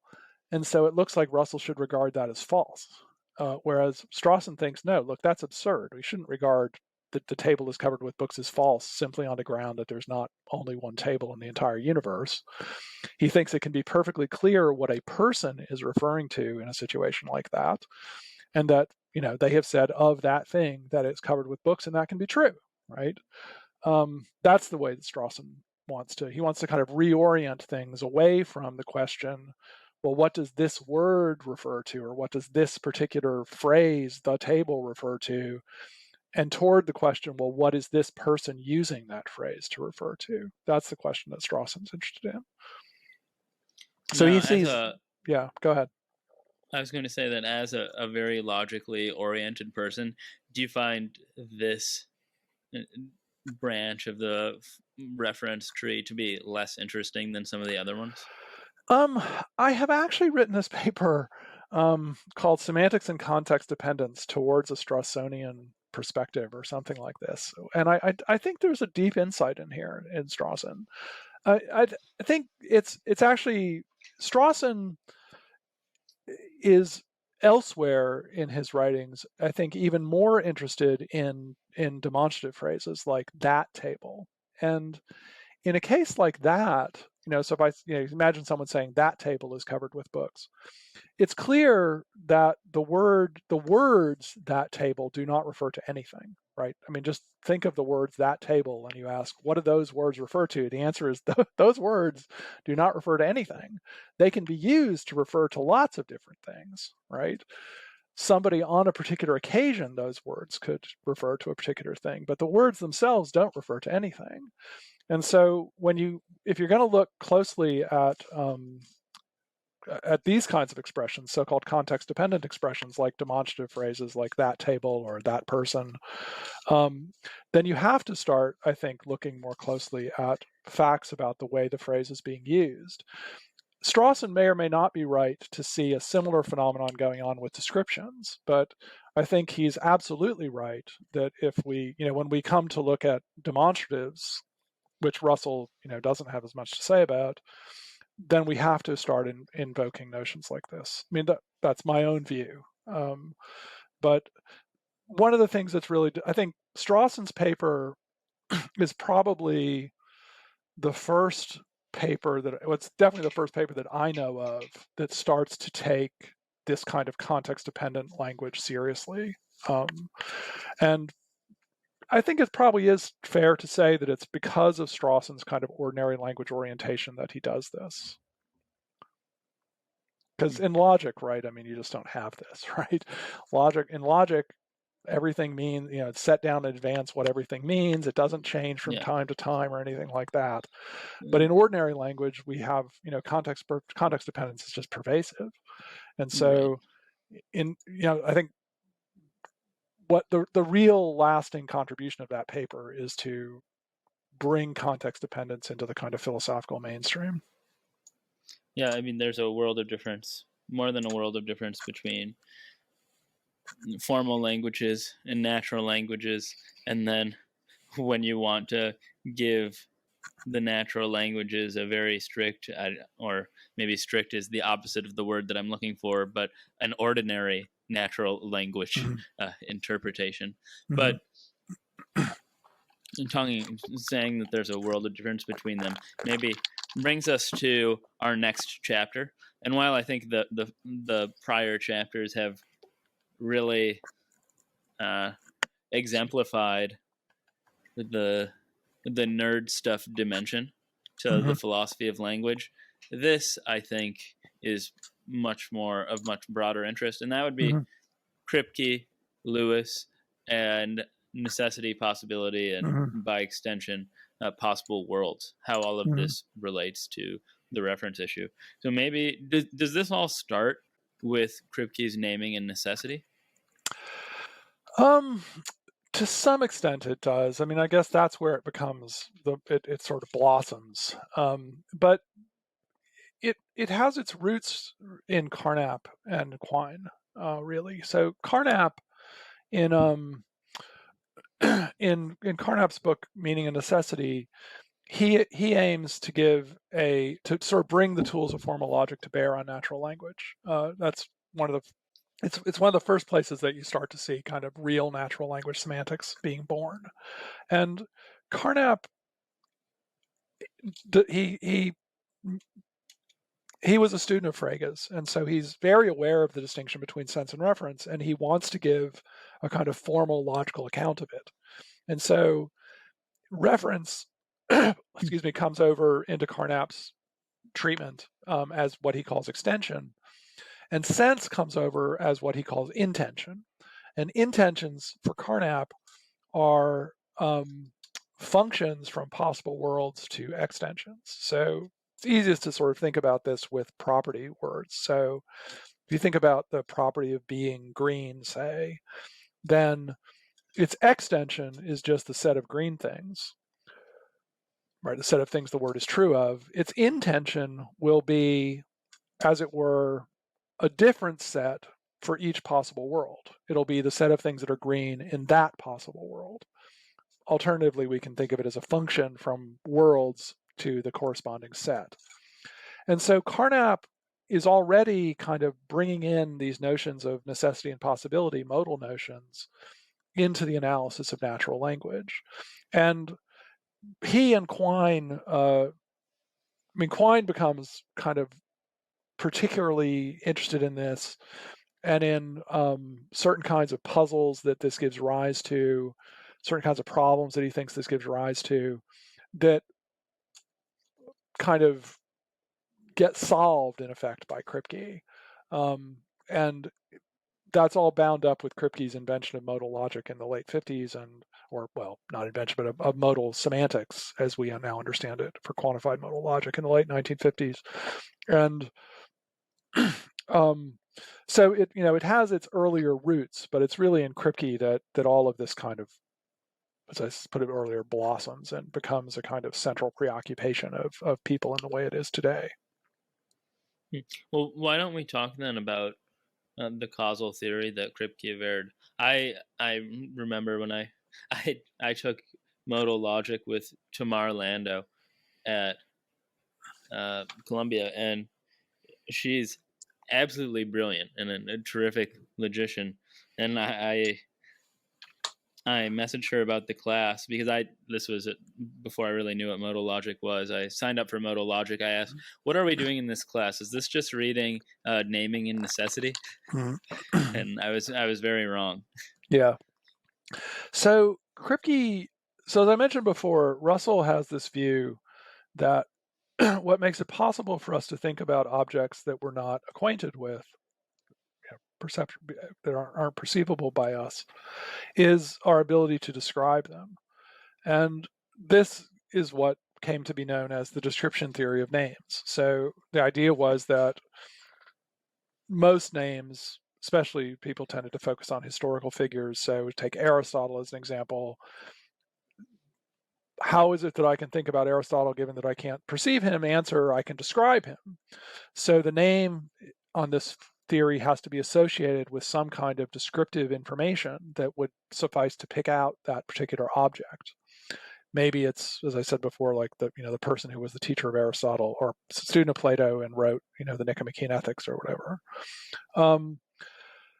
Now, what Kripke sets out to do in naming necessity is to undermine this account, and he does it in a number of steps. The first is he attacks a very strong form of this view, which would hold, as he tends to put it, that names are just kind of synonymous with the corresponding descriptions. So, or Russell in some of his writings says that names are just abbreviations for description, right. corresponding because they sort of expand when you logically. Yeah, when I was talking about logical analysis or analytic philosophy, they're identical in the sense that when you analyze it, it expands sort of into this. Yeah, so you think of it as like a definition, right? A definition just gives you a kind of brief way of expressing something, but really it kind of expands as you so like the King all of the France, definitions. as you put it, is this existence condition, the uniqueness condition, and then the satisfaction of the predicate, so forth and such and such. Mm-hmm. Yeah. So so Kripke initially addresses this very strong form of the view, that names are kind of abbreviations for descriptions, and what he points out is that he argues that this is incorrect because the names and descriptions have different behavior in modal environments. So an example might be something like, so it's actually helpful in this context to use as examples what Gareth Evans called descriptive names. So these are names that are kind of, it actually is true that the reference is just fixed by some description. So Michael Dummett gives a few examples of this, but the one I tend to use is the name Saint Anne. So Saint Anne, that name refers to the mother of the Virgin Mary. Okay? That's what it refers to. That's how it's defined in effect. There's nothing, Mary's mother is not mentioned in the New Testament. She is mentioned in some of the so-called apocryphal writings, but we know nothing about her other than that she was a Jewish woman living in Palestine, around the early beginning of the Common Era, right? That's it. That's all we know about Saint Anne, right? So the name just refers to whoever Mary's mother was. That's who it refers to. So it's in a way a kind of analytic truth, right? That Saint Anne was the mother of Mary, because that's just how the word is defined. But Kripke points out, this really, now I'm taking sort of Dummett's version of this. So it's a kind of, but it's not a necessary truth that Saint Anne was the mother of Mary, because Saint Anne, like anybody else, could have gotten some horrible childhood illness and died at the age of 5, right? Now we know that in fact, Saint Anne didn't die at the age of 5 because by definition, Saint Anne is whoever Mary's mother was, and she didn't have Mary at the age of 4. But of course, it's possible for Saint Anne to have died in infancy. I mean, it's not like she had some special immunity that nobody else had. So if you consider the two sentences, Saint Anne might have died in infancy and the mother of Mary might have died in infancy, Kripke says, look, the first sentence is true, the second sentence is false. So you can't just replace Saint Anne by the mother of Mary, right, and preserve truth value. The mother of Mary died in infancy is false, right? It's just, that couldn't have been true. It could not have been true that the mother of Mary died in infancy because infants don't have children. But Saint Anne might have died in infancy. That is true because, the sentence Saint Anne died in infancy, that could have been true, right? Even though it's not that's true. fascinating. Right? It could have been true, right? So that's Kripke's argument, right? That if Saint Anne was just an abbreviation for the Mother of Mary, then I could just replace Saint Anne with the Mother of Mary anywhere with the same truth value. But it looks like I can't do that, right? In particular, I can't do that in these modal contexts. And now, of course, there are responses to that and so forth, but that's the basic argument that Kripke gives, and that's the role that modality plays in the argument, is that it just provides an appropriate kind of context in which this substitution fails. And did this then spawn into a debate with David Lewis at all? Because I think of them as being sort of on opposite sides of a war of the possible worlds. Yeah, so Naming Necessity is a book that it covers a lot of ground. I mean, the book is just brimming with ideas. I mean, you could easily, so David Kaplan famously teaches an entire graduate seminar on sense and reference, and he teaches another entire graduate seminar on denoting. You could easily spend an entire graduate seminar on naming necessity, easily. I mean, no problem. There are so many different kinds of ideas in that book. And one of the things that's in that book is a kind of criticism of the way that Lewis thinks of possible worlds. It is really, I mean, I tend to think myself that is really obliquely related to what we've just been talking about. I mean, there is something you can say about why Kripke talks about it there. If you think about possible worlds the way that Lewis does, then there is a way of moving from that position to a kind of commitment to the description theory. And it's because Lewis's view kind of entails the description theory that Kripke thinks he needs to undermine Lewis's view. Does it have something to do with the reference relation and how his view of possible worlds involves picking things out through descriptions? So Lewis thinks of possible worlds as concrete. So maybe the science fiction way of thinking of this, like, in science fiction, sometimes you kind of get these alternate universes, right? Like different timelines where things are different from the way they actually are. That's how Lewis thinks about possible worlds. They're like foreign countries in a way. There are universes in which real people live and die and love and everything else that they do, just as real as our universe, except that they're different, right? That's the only difference. And the only thing that makes our universe special is that we're here, right? Their universe is just as special to them as our universe is to us. And Lewis wants to use these to give an account of what it means to say that things are possible. So take an example of Lewis's. He says, look, it's possible that there could be talking donkeys, right? What does that mean according to Lewis? It means there's a possible world where donkeys talk. And when he says there's a possible world where donkeys talk, what he means is there's an alternate universe where donkeys talk, right? A real place with real donkeys that really talk, except it's just not our world, it's a different world, Right? It's a different and it's universe. spatio-temporally inaccessible to us. Yeah, it's you can't get there from here, right? And not because it's too far. It's just completely disjoint.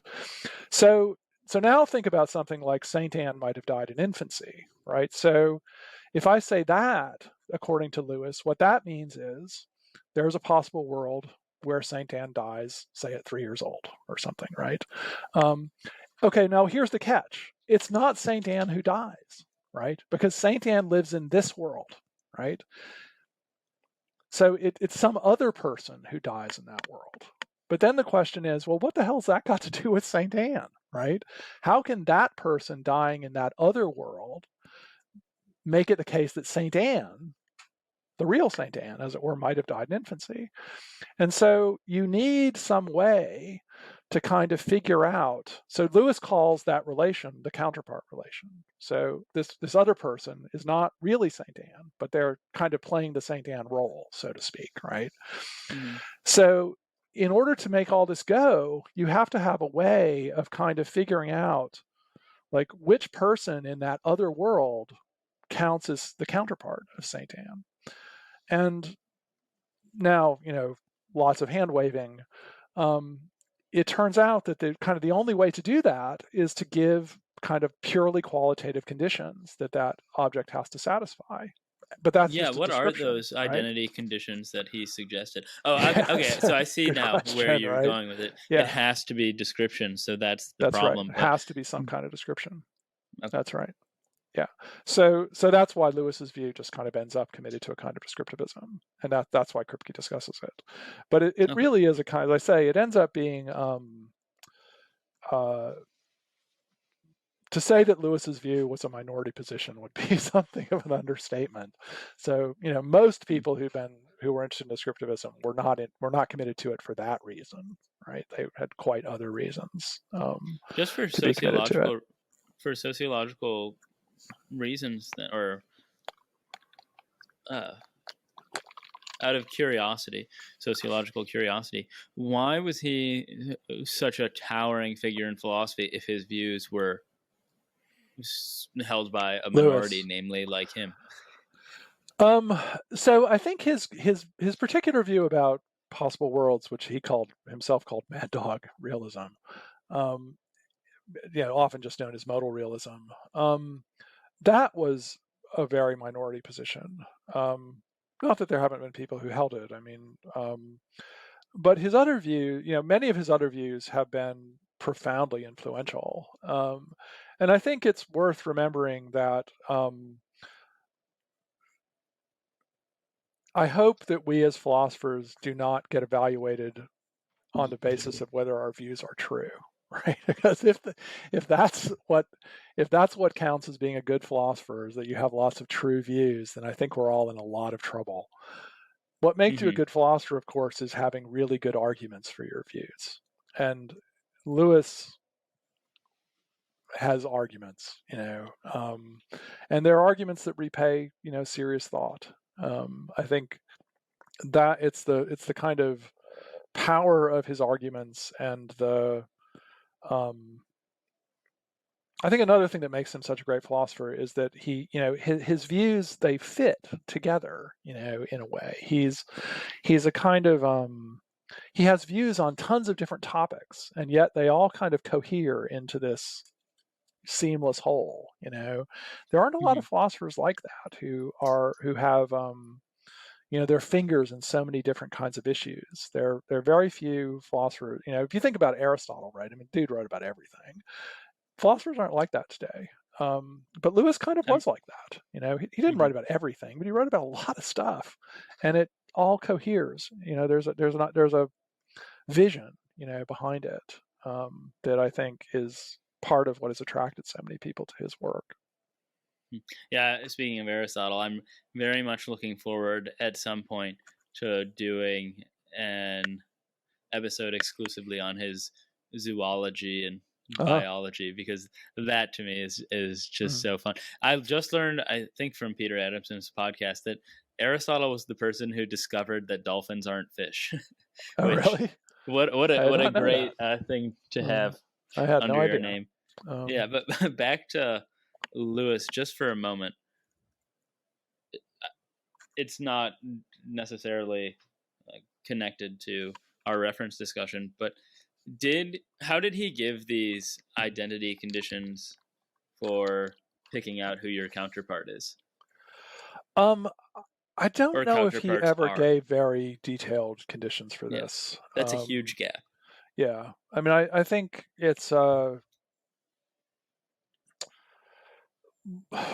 the other hand, Frege didn't tell us what sense is either, right? So I think Lewis gives you a kind of existence proof, right? If you want to think of things the way he is, then there must be counterpart relations. He did tend to think, I think, that these kinds of things were ultimately amenable to kind of a priori philosophical analysis.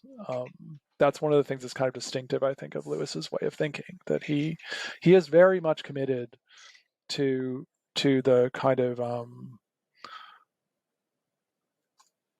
mean, this comes up very clearly in his theory of mind, for example, that he thinks that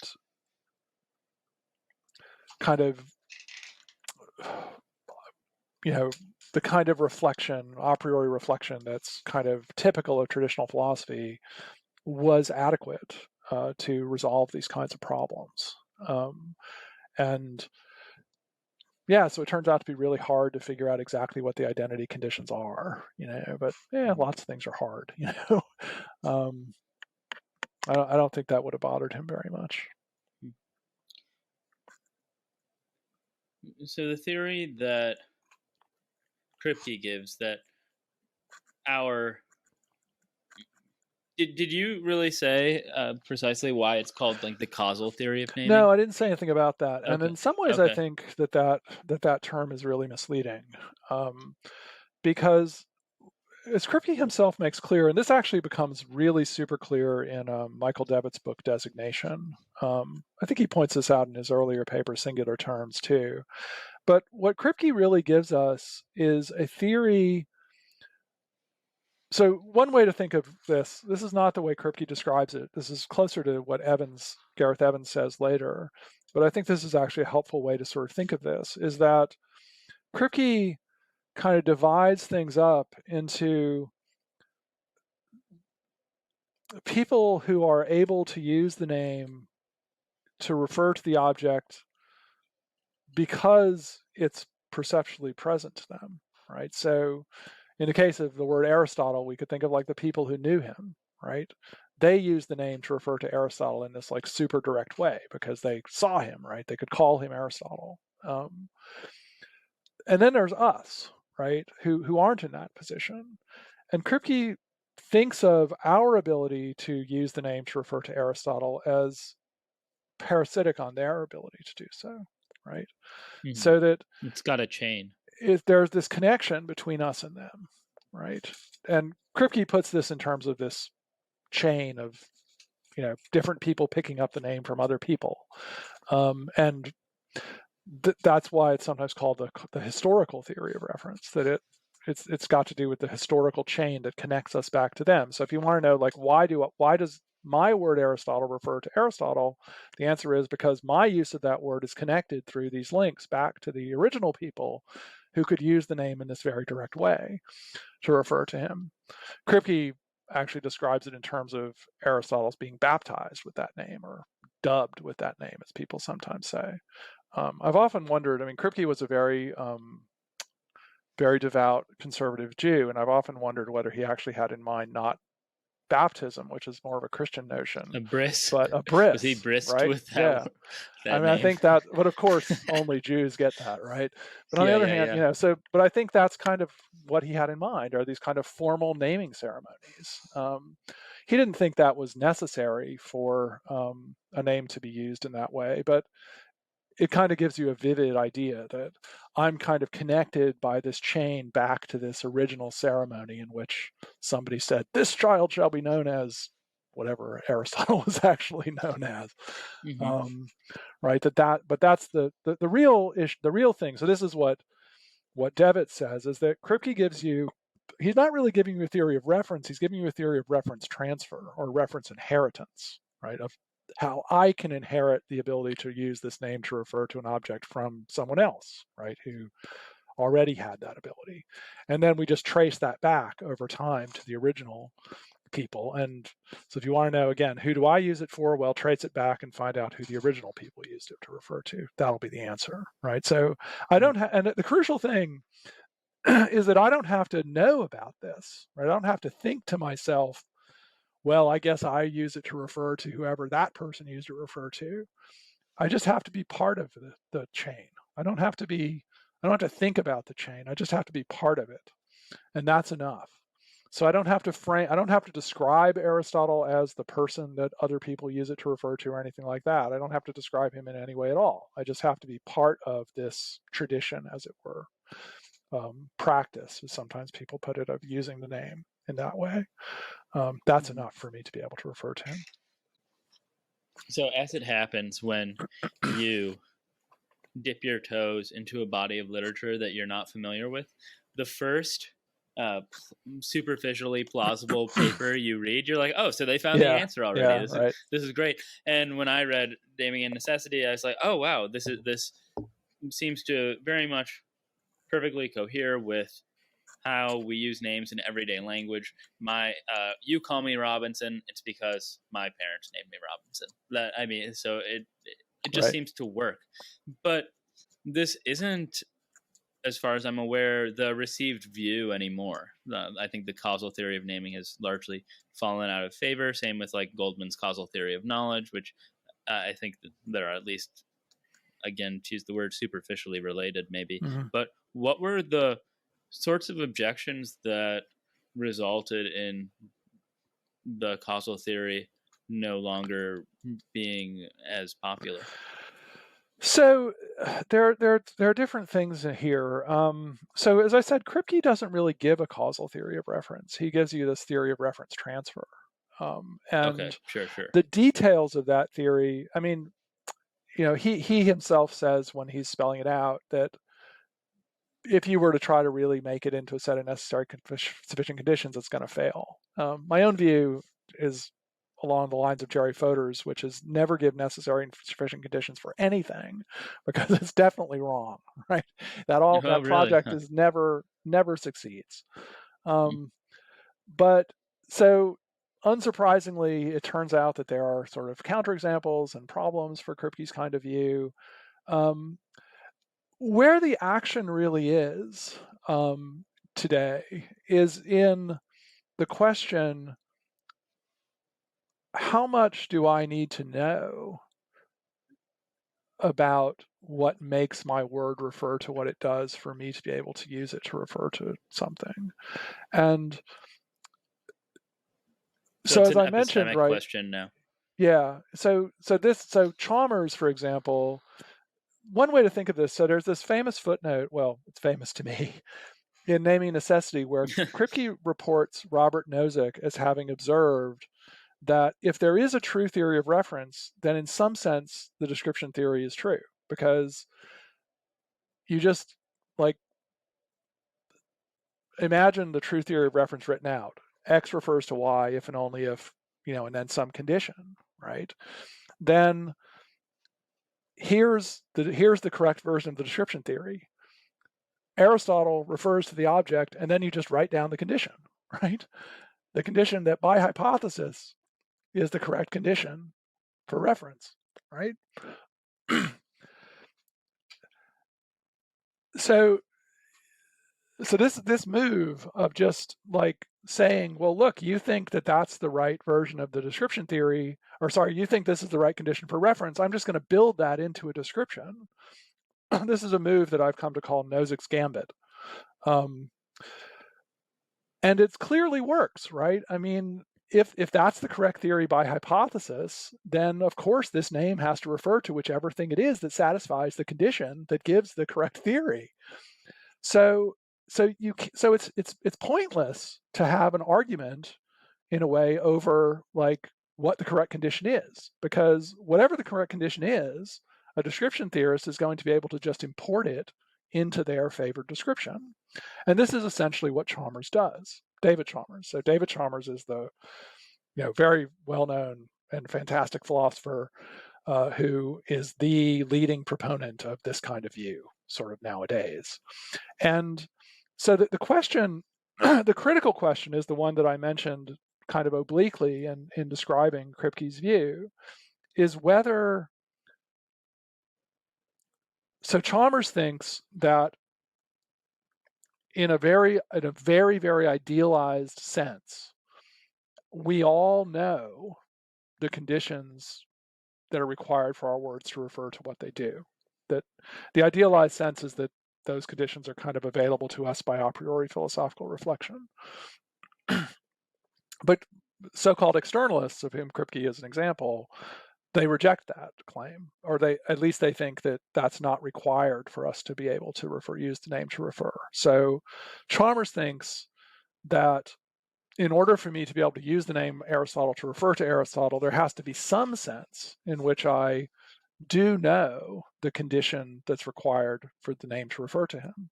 Whereas Kripke thinks, no, I don't have to in any sense know that condition. I just have to be part of the relevant chain. That's enough. I don't have to know anything about the chain. I just have to be part of it. Whereas Chalmers thinks, again, in this very idealized way, that I have to know about the chain, not just to be part of it. And that dispute is not going to be resolved. I mean, just it's built into the structure of the dispute that counterexamples and stuff just have nothing. They're not going to move the dispute forward one way or another, because Chalmers just built, by definition, his view is the description theory built on the correct theory of reference. So I think that lesson has been very hard won over the last 20 years or so, that the real issue here is not one that is kind of what is the right theory of reference. It's this other question about what relationship has to obtain between a speaker and the correct theory of reference in order for them to use words to refer to things.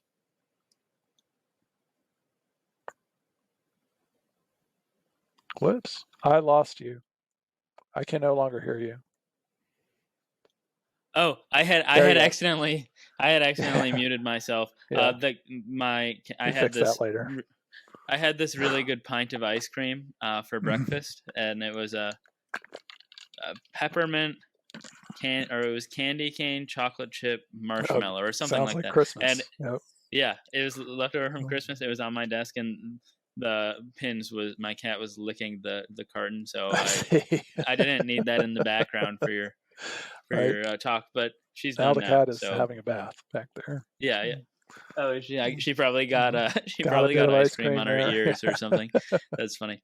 But what I was saying is, there are still some wrinkles to this discussion that I think we should really get into before we close it. And the first is experimental philosophy.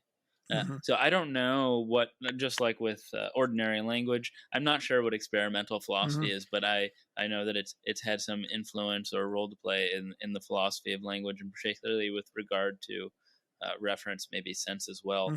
So what exactly is experimental philosophy? Because in almost all senses, I would say philosophy is experimental. Like if I were just naively going to use the word, I would say, well, David Lewis was an experimental philosopher, if there ever was one.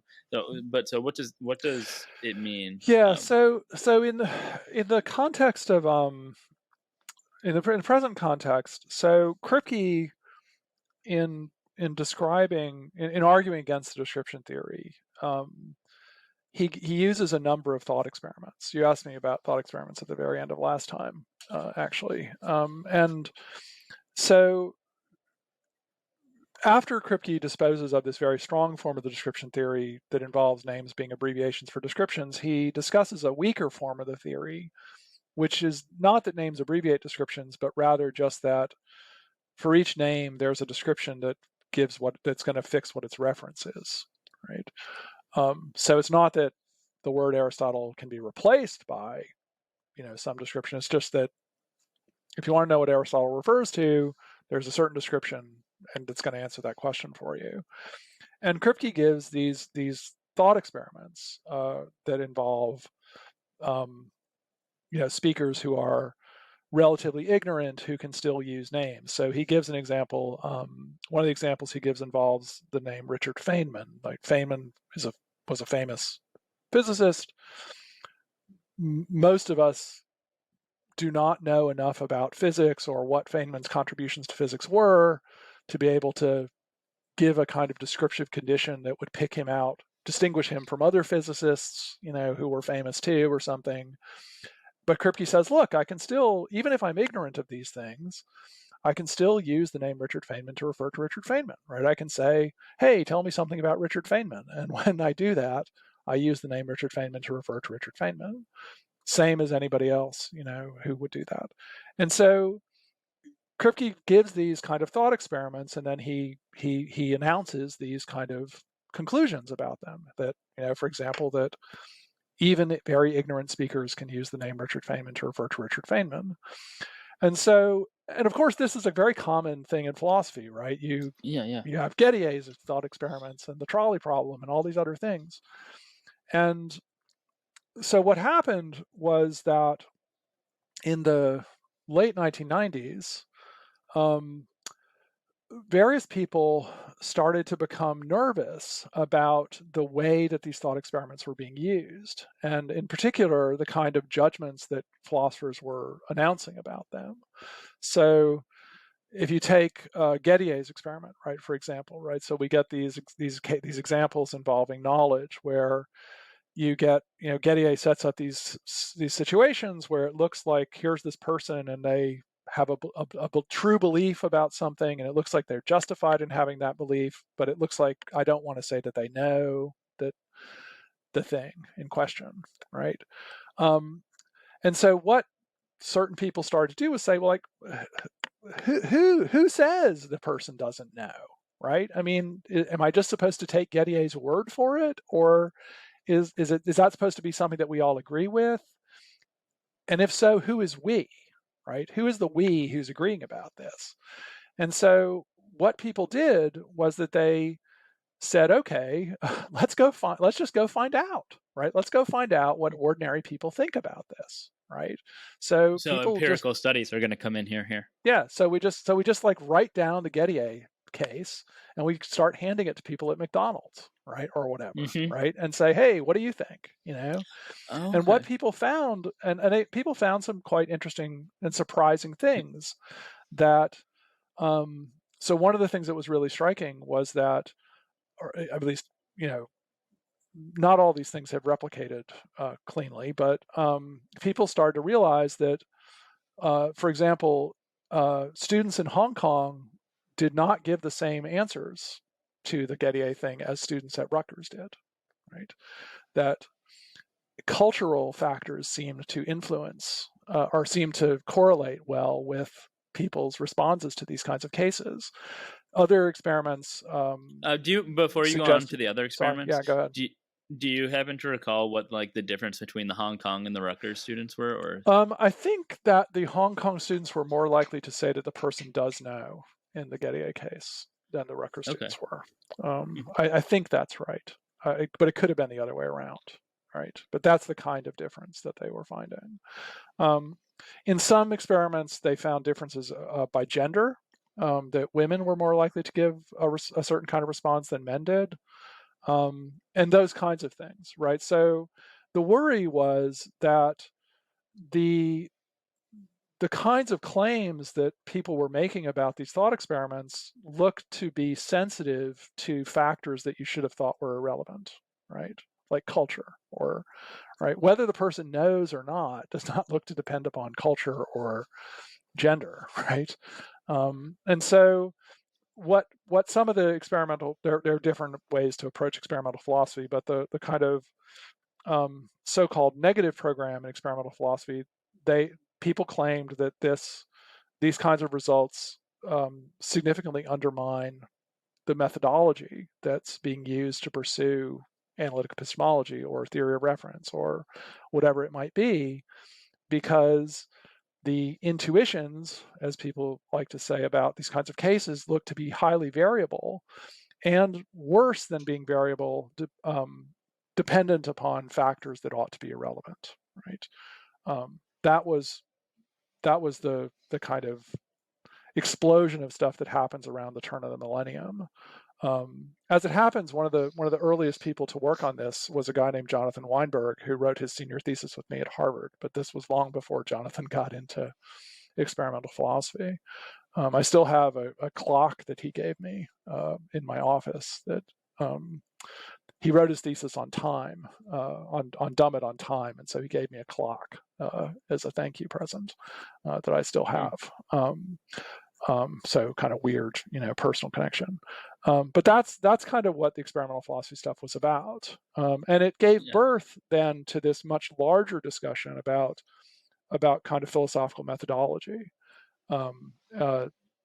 that's been ongoing kind of ever since, in which people have argued about what kind of role exactly these kind of thought experiments play, whether these kinds of results really do undermine the methodology and stuff like that.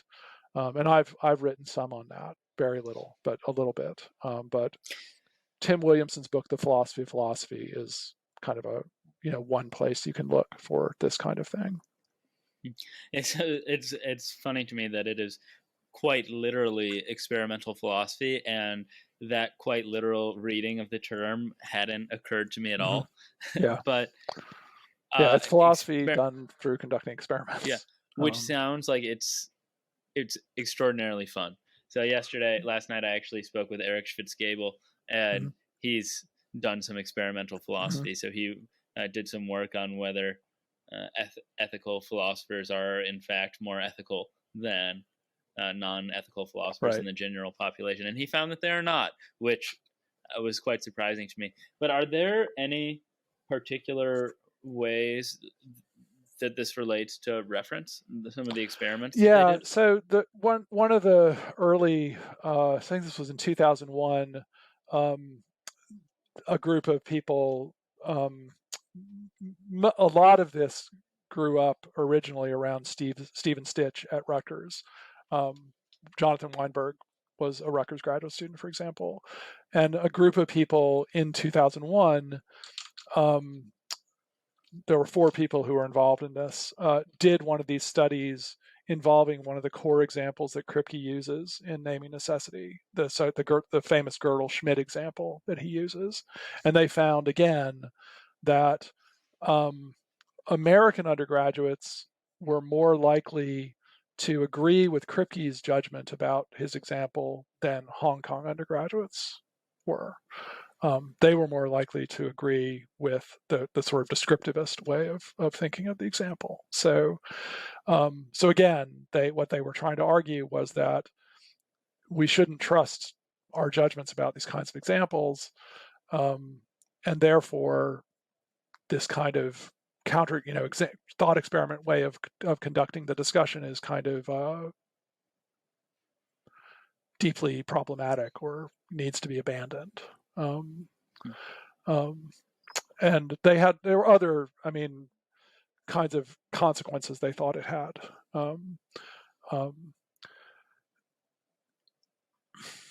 Sure.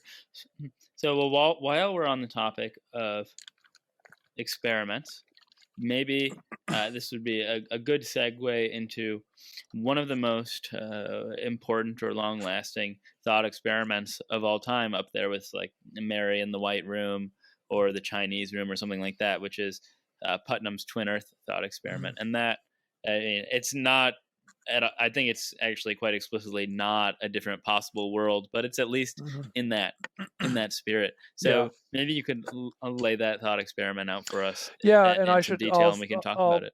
I'll say in passing that this is one that people have also done experiments about, and come to similar conclusions about. So Putnam is he's particularly interested in reference of so-called natural kind terms. So these are predicate type terms like gold or tiger or water or something like that, so they're called natural kinds because the idea is that what unifies the kind is something that sort of has nothing to do with us, right? So what makes something gold is sort of non-arbitrary, right? So unlike, say, something like the things in this room, right? The things in this room have nothing in common other than that they are in this room, right? Whereas you might think, no, look, but gold's not like that, right?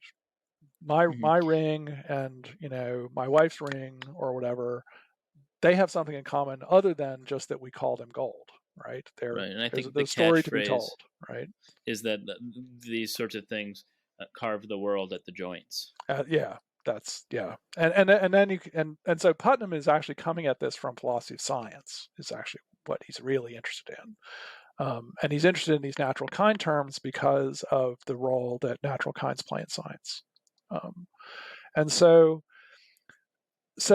he also, like Kripke, is interested in the question whether the condition for water is the word he uses to refer to water is descriptive, right? That we have some descriptive condition in mind that all water satisfies, and that's what makes it water, or whether it's something else that's making the word refer to what it refers to. And so he's interested in arguing that it's not a descriptive condition.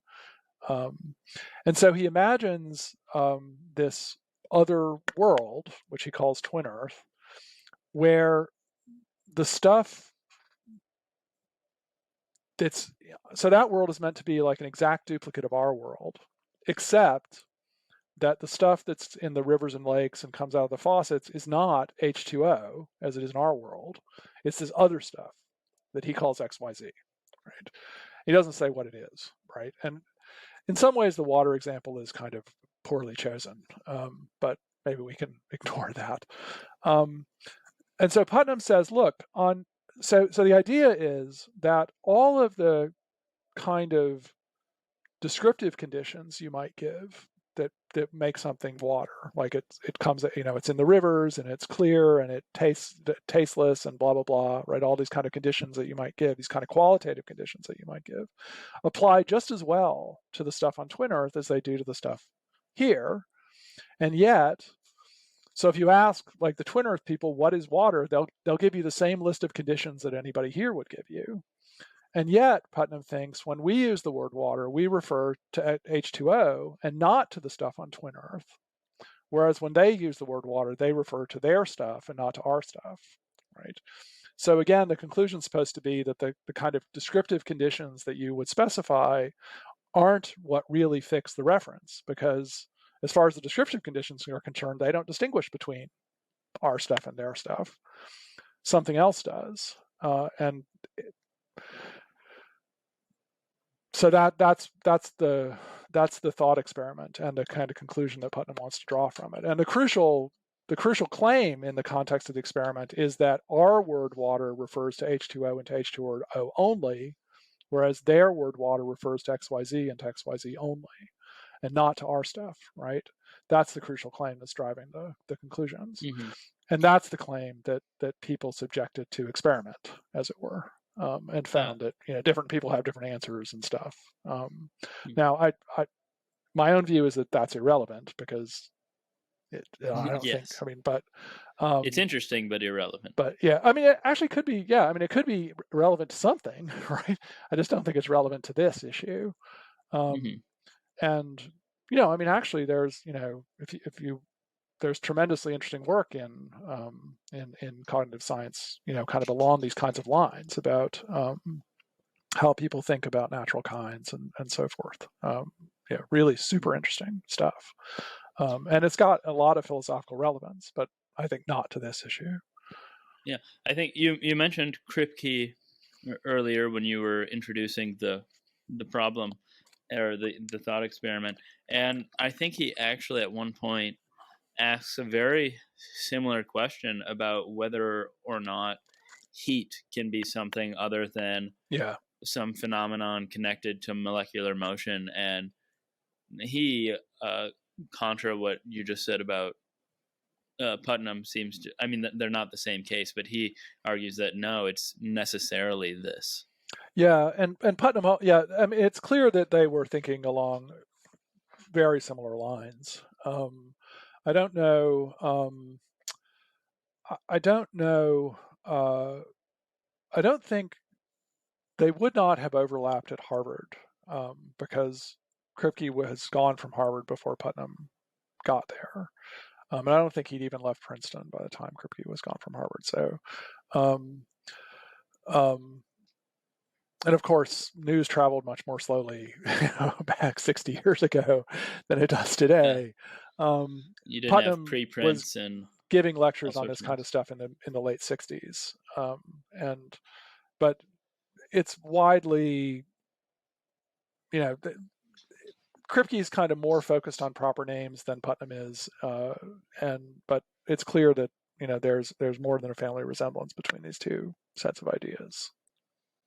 In a way, I think philosophy must have been, or all academia really, must have been a lot more thrilling back then when you could like go visit Hong Kong or something and you find people are just doing something completely different you'd never heard Mm-hmm. of, or you just travel even from Harvard to Yale or Brown and oh my God, what are these people doing here? Yeah. Whereas now we just have it all at our fingertips, so it Mm-hmm. kind of eliminates some of the excitement value.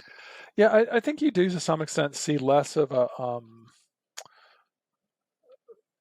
I mean, 60, 70 years ago, there was a thing called Oxford philosophy, and part of the reason there was such a thing is that it was like this very insular place, like the there weren't that many outside influences, I mean, stuff took a long time to get published, and so on and so forth, and so they spent a lot of time talking to each other. I think people still do, but there's a lot more outside influence on what's going on at Oxford nowadays than there was 60 or 70 years ago. And the same goes for Harvard philosophy or, anything else you might want to specify like that. I think departments have, in a way, less of a personality or maybe better ideology now than they did in the past for this kind of reason. And so, Mm. like there are these events like Quine's visit to Oxford and Davidson's visit to Oxford that are like hugely important intellect in sort of the history of philosophy, of sort of what happened as a result of these visits. And that just doesn't happen today, and not in the same way, Yeah, that yeah. it did back History of then. philosophy is going to be quite different 50 years from now. Just the things they'll have to say about philosophers and how they worked. Yeah, I think that's right. I mean, I think Mm. it's I do think it's had some unfortunate effects. I mean, I think it's the philosophy happens faster than it used to, and that's in a way a good thing. But I think it's also kind of discouraged people in some ways from focusing on big issues. That I think a Yeah, lot it's of very much philosophy encouraged happens very specialization. small. Yeah, and I, I do. I mean, I think it's important to be able to do the fine-grained, detailed stuff. And I think it's Hmm. important to start there in a way. But I also, I sometimes read papers where I think, well, kind of taken in the terms of the puzzle that person's working on, that's kind of a plausible solution. But if you know what the puzzle's really about, it's like uninteresting and boring because and they Hmm. just sort of don't really seem to know the larger context in Hmm. which this discussion's happening, Right. and that often bothers me. Yeah, but like as a young person, if you want to contribute to the field, you have to hyper specialize to be able to keep up with the current literature if you don't already have this immense base. But one very nice thing about the podcast is getting to delve into a lot of areas, and I mean, not this. This isn't the sort of conversation that on any level equates to writing a dissertation on Yeah, sense and reference, yeah. but it's still a very nice deep dive into that Yeah, topic. and I think it's, one of the things that always impressed me when I was a graduate student was how much philosophy my teachers knew.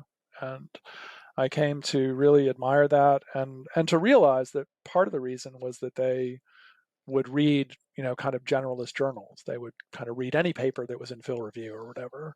But it was also because they religiously went to departmental colloquia, and that was where they often seemed to kind of encounter other, parts of philosophy that they weren't familiar with. And I think that's part of the function that those serve in departments, is to kind of let everybody see pieces of things that they might not otherwise run into. Do you notice that there's less attendance among faculty to colloquia these days than there was when you were earlier in We your have studies? a bit of a problem with that. Yeah. Well, I don't think it's unique to Brown, if that's what you're referring to. Yeah. I wonder why that is. I mean, it's hard to know. I mean, I think the pandemic, is a factor in a lot of this stuff, and we need to sort of rethink our commitment to these sorts of things. But it's, I don't know whether, in some ways, maybe it's got something to do with something else you were just mentioning, that you can go to YouTube, and look at, you want to see a lecture by Kripke. He's not even alive anymore. You can go to YouTube and see Kripke lectures. You can. I wonder whether they're just sort of, the kind of thrill of having someone visit your department is not the same as it used to be. Right. No, and but it's also true, as you were kind of saying, that people have become so super specialized that they sort of think, well, this isn't in my area, so what's it got to do with me? And that's definitely not a good way to think about it. Are there any, returning to the reference, are there any particularly illuminating or just important thought experiments in the space again that we haven't touched on yet? Most of them are in the ballpark of things we've talked about. I mean, Tyler Burge has some very famous thought experiments about arthritis and so forth, but they're pretty much of the same form of Putnam's. He imagines a world where, so in English, on our world, the word arthritis is just, you can look it up in the dictionary, it just means inflammation of the joints. Arthro means joint, itis means inflammation. Arthritis is inflammation of the joints. That is what it is by definition. And so he imagines another world where there's a different definition, right? It means something else. And he imagines a person on our world, Bert, who doesn't know the definition, but he knows that his grandfather had arthritis. He knows that arthritis is painful. He knows that arthritis affects old people more than young people. He's worried that he has arthritis in his thigh, right? Because he knows he has arthritis in his hands, and he's now worried that it's spread to his thigh, right? On Earth, the doctor tells him, don't worry. Arthritis is by definition inflammation of the joints. You can't have arthritis in your thigh. Don't worry about it. But on Twin Earth, the doctor says, maybe you do have arthritis in your thigh, right? And so the question is sort of, well, before he encounters the doctor, what does Bert mean by arthritis? Does he mean inflammation of the joints, or does he mean this more general thing, right? And the claim is Burge's claim is that no, he means arthritis. He means inflammation of the joints. It's a kind of broadly Kripkean idea that what he means by the word arthritis is kind of cooked up to what other people mean by it. So he means what the experts mean, as it were. Whereas on Twin Earth, Twin Bert means this other thing, right? Because what he means is hooked up to his experts and not to the ones on our Earth. So it's very similar structure to Putnam's thought experiments. The big difference is that Burge's versions of this don't necessarily involve natural kind terms, whereas Putnam's almost always do. I think all of Putnam's experiments. Some of his famous Elm Beach experiment has more this structure to it, but it still involves kind terms, whereas Burge's don't. There are some other differences too, but broadly speaking, they're similar structure. Well, then the last main area in which I thought that reference might be of interest is vagueness, and I mean referential indeterminacy. And I'm not sure how much attention Frege devoted to this. I know that, I mean, he did talk a bit about like the bald man paradox. I know that he had. Oh, can we see your cat? Oh, come here, Junebug. This is one of my 5 cats. This is Junebug. Whoa, She's not very happy. Hi, sweetie. No, Say hello. Junebug's cute. She's much bigger and fluffier than mine. She is a big cat, actually. All of our cats except for one are big cats right now.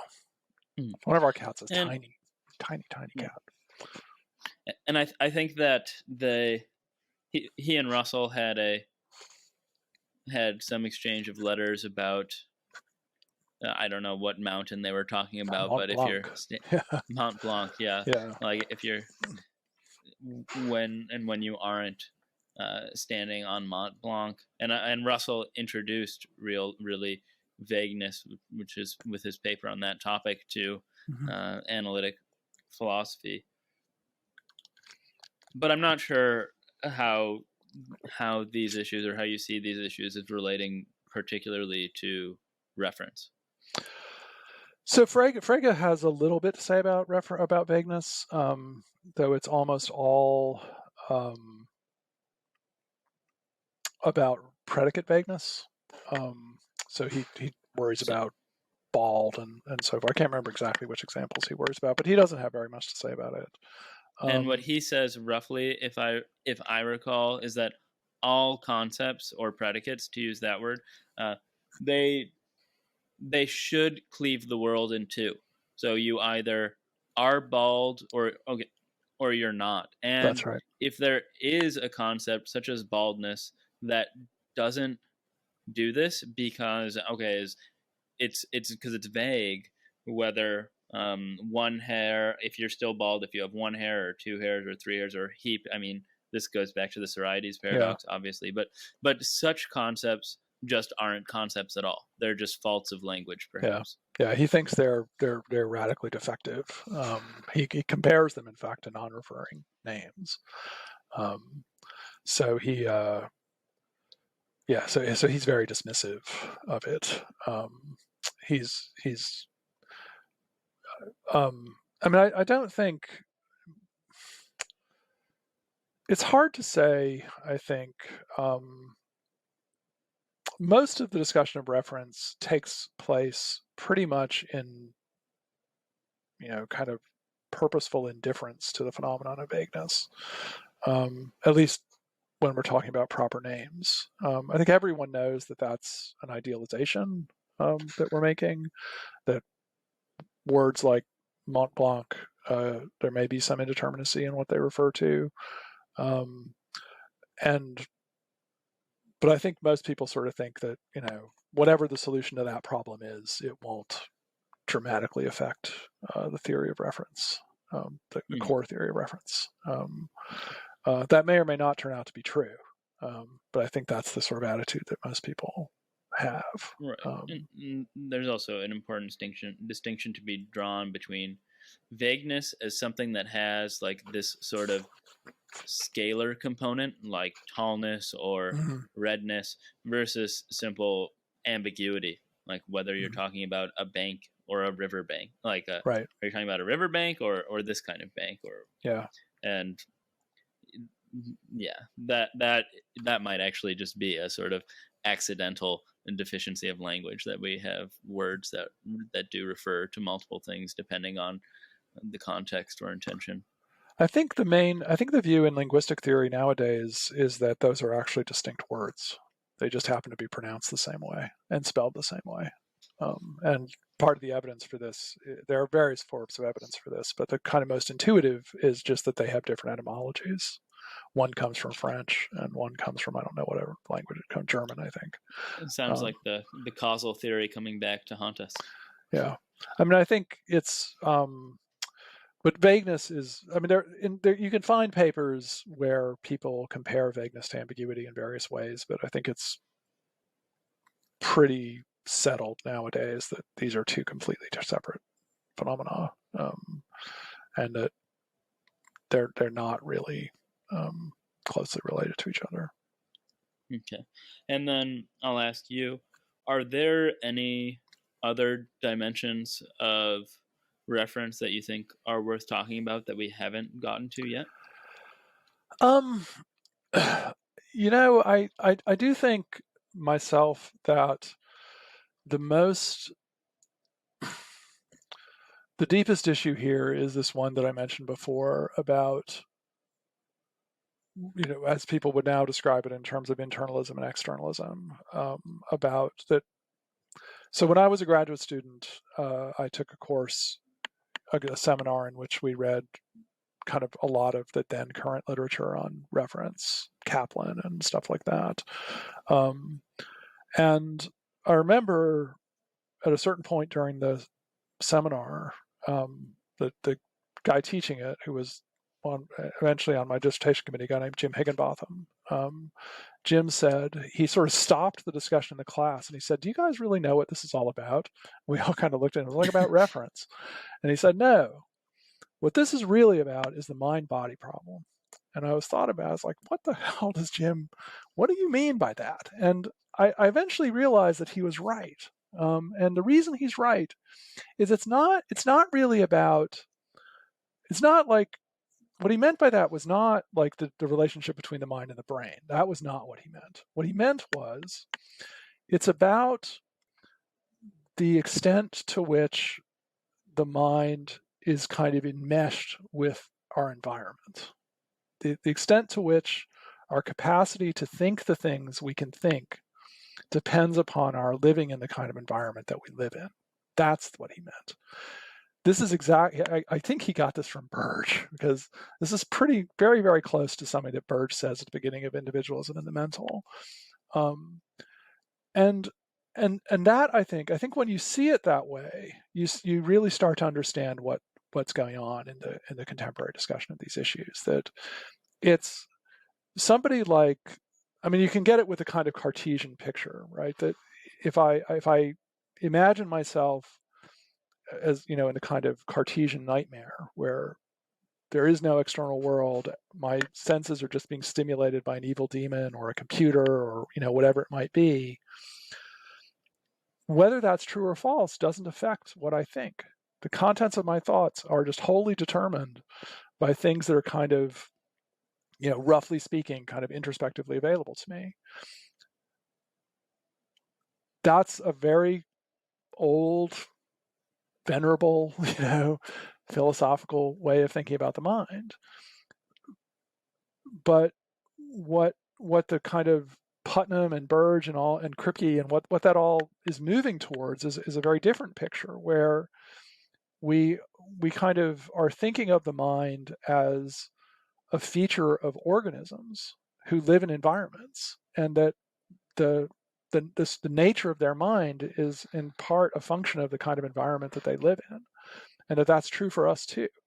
So that, as I put it, the mind is kind of constitutively enmeshed in the environment that the organism lives in. And that, so I say, I think figuring that out about 20 years ago or so, to me, really kind of transformed my understanding of these kinds of issues. And I think that's something that, if you talk to a lot of experts in the field, they will kind of tell you that. But I think that's not really widely appreciated outside the field, the sort of subdiscipline of people who are fussed about these kinds of issues. And that, so I think when you see it that way, you kind of see, okay, there's like actually this really enormous issue here about the nature of the mind. And, that issue is the one that people, that's kind of, that's what people are talking about these days. And that's why I think this stuff is so interesting to focus on and to teach. If it was just a bunch of puzzles about reference, I wouldn't give a crap about, to be honest. It's because it's really this other thing that, and I think that's often true in philosophy, that you have to, this is a good example of like what I said before, when you kind of, you can fuss with the puzzles and all that stuff, but it's when you really understand what the broader significance of these issues is that you start to make progress, I think. And I think it's essential to be able to do that. And I'm not sure we teach that. I have this worry that that's getting kind of lost somehow in contemporary philosophy, but I don't know. I could be wrong about that. Well, we've made it pretty far. I've got two last questions to tie this up, and then this might be the first podcast I've done so far in which I really got to ask every question that I wanted to ask, which is Right. pretty exciting. Yeah, So definitely different from the ones we've done before. yeah, I know. So I know that, and it's funny, that's where we're heading actually. Mhm. So I know that speech acts are important in the philosophy of Mhm. sex and porn because we've talked about Ray Langton and Yep. her work drawing on Austen, and I'm wondering if sense and reference play any interesting role there.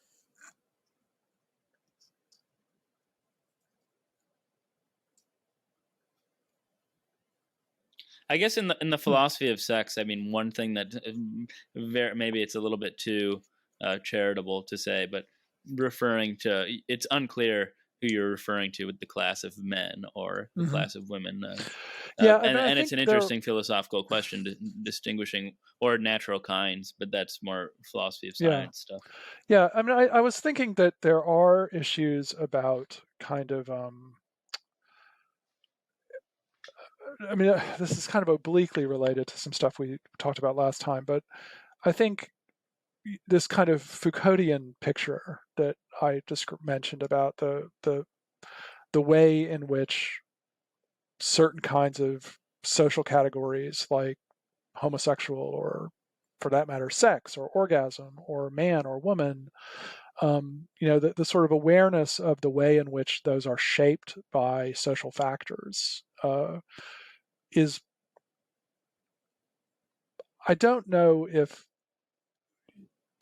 kind of whether you're a descriptivist or not in the end is going to influence your view about that.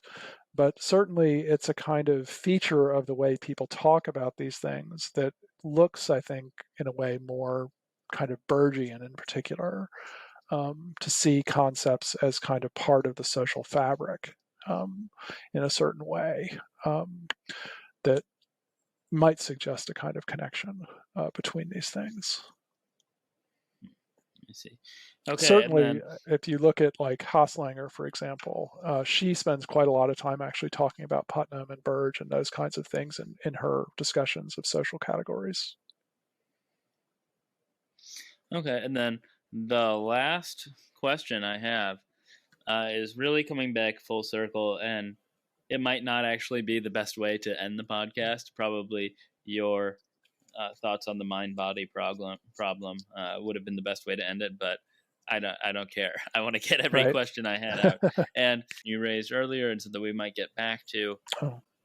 why Frege wrote on Sense and Reference and Mm-hmm. how that related to his work on the Begriffsschrift. Yeah. So this is I think what I'm about to describe is something that's pretty widely appreciated now. Um, I'll mention a couple people as antecedents of this, but this is something I figured out for myself when I was trying to understand exactly what the puzzle is that Frege is concerned with on Sense and Reference. So here's one way to think of it. So suppose I believe that, let's do the Mark Twain example. Suppose I believe that Mark Twain was a great author, and suppose that I believe that Samuel Clemens was born in Missouri or something. I don't know. I can't. So like that, right? So if I have those two beliefs, right, that Mark Twain was a great author and that Sam Clemens lived in Missouri, then I should not infer from those two beliefs that there is a great author who lived in Missouri, right? At least not without an identity premise, right, to underwrite the inference, right? But if I believe that Mark Twain was an author, a great author, and I believe that Mark Twain lived in Missouri, then I can infer that there was a great author who lived in Missouri, right? So the difference between the names Mark Twain and Sam Clemens affects what inferences it is reasonable for me to draw, right? And that means that that difference has to do with logic, right? And that's why Frege Yeah. was interested in it, right? Because his question in effect was something like, how do the premises have to be related to each other in order for that inference to be acceptable, right? That's the question that he wanted to know. Now, we know how to symbolize it in logic, right? In logic, what you do is you choose one name, like one letter. In the Mark Twain case, you put M both times. And in the Sam Clemens Mark Twain case, you put S and you put M, right? So we know how to symbolize it. But the question then becomes, well, what is the symbolism reflecting, right? What is it that it's capturing? And that's what Frege is really interested in, right? Is this question about the nature of inference is what he cares about. And his answer is, you put the same letter when you have the same sense both times, and you put different letters if there are different senses, right? So what the letters are reflecting is the senses of the two expressions. Okay. All right. Wow. We did on sense and reference. Okay. Well, there you go. Again, Yay. Riki, all these episodes have been really great. I'm going to give you a break, though, before we get into Frege's philosophy of math. That's fun. But all right. Thanks again. All right. Take care. Hold on, Geeslings. Before you go, please like, subscribe, follow if you haven't already. Smash all those buttons. And also, if you haven't followed me on Twitter at Robinson Earhart, or if you're not joining me every morning as I eat my pint of ice cream on Twitch at Robinson Earhart on Robinson Eats, please do so.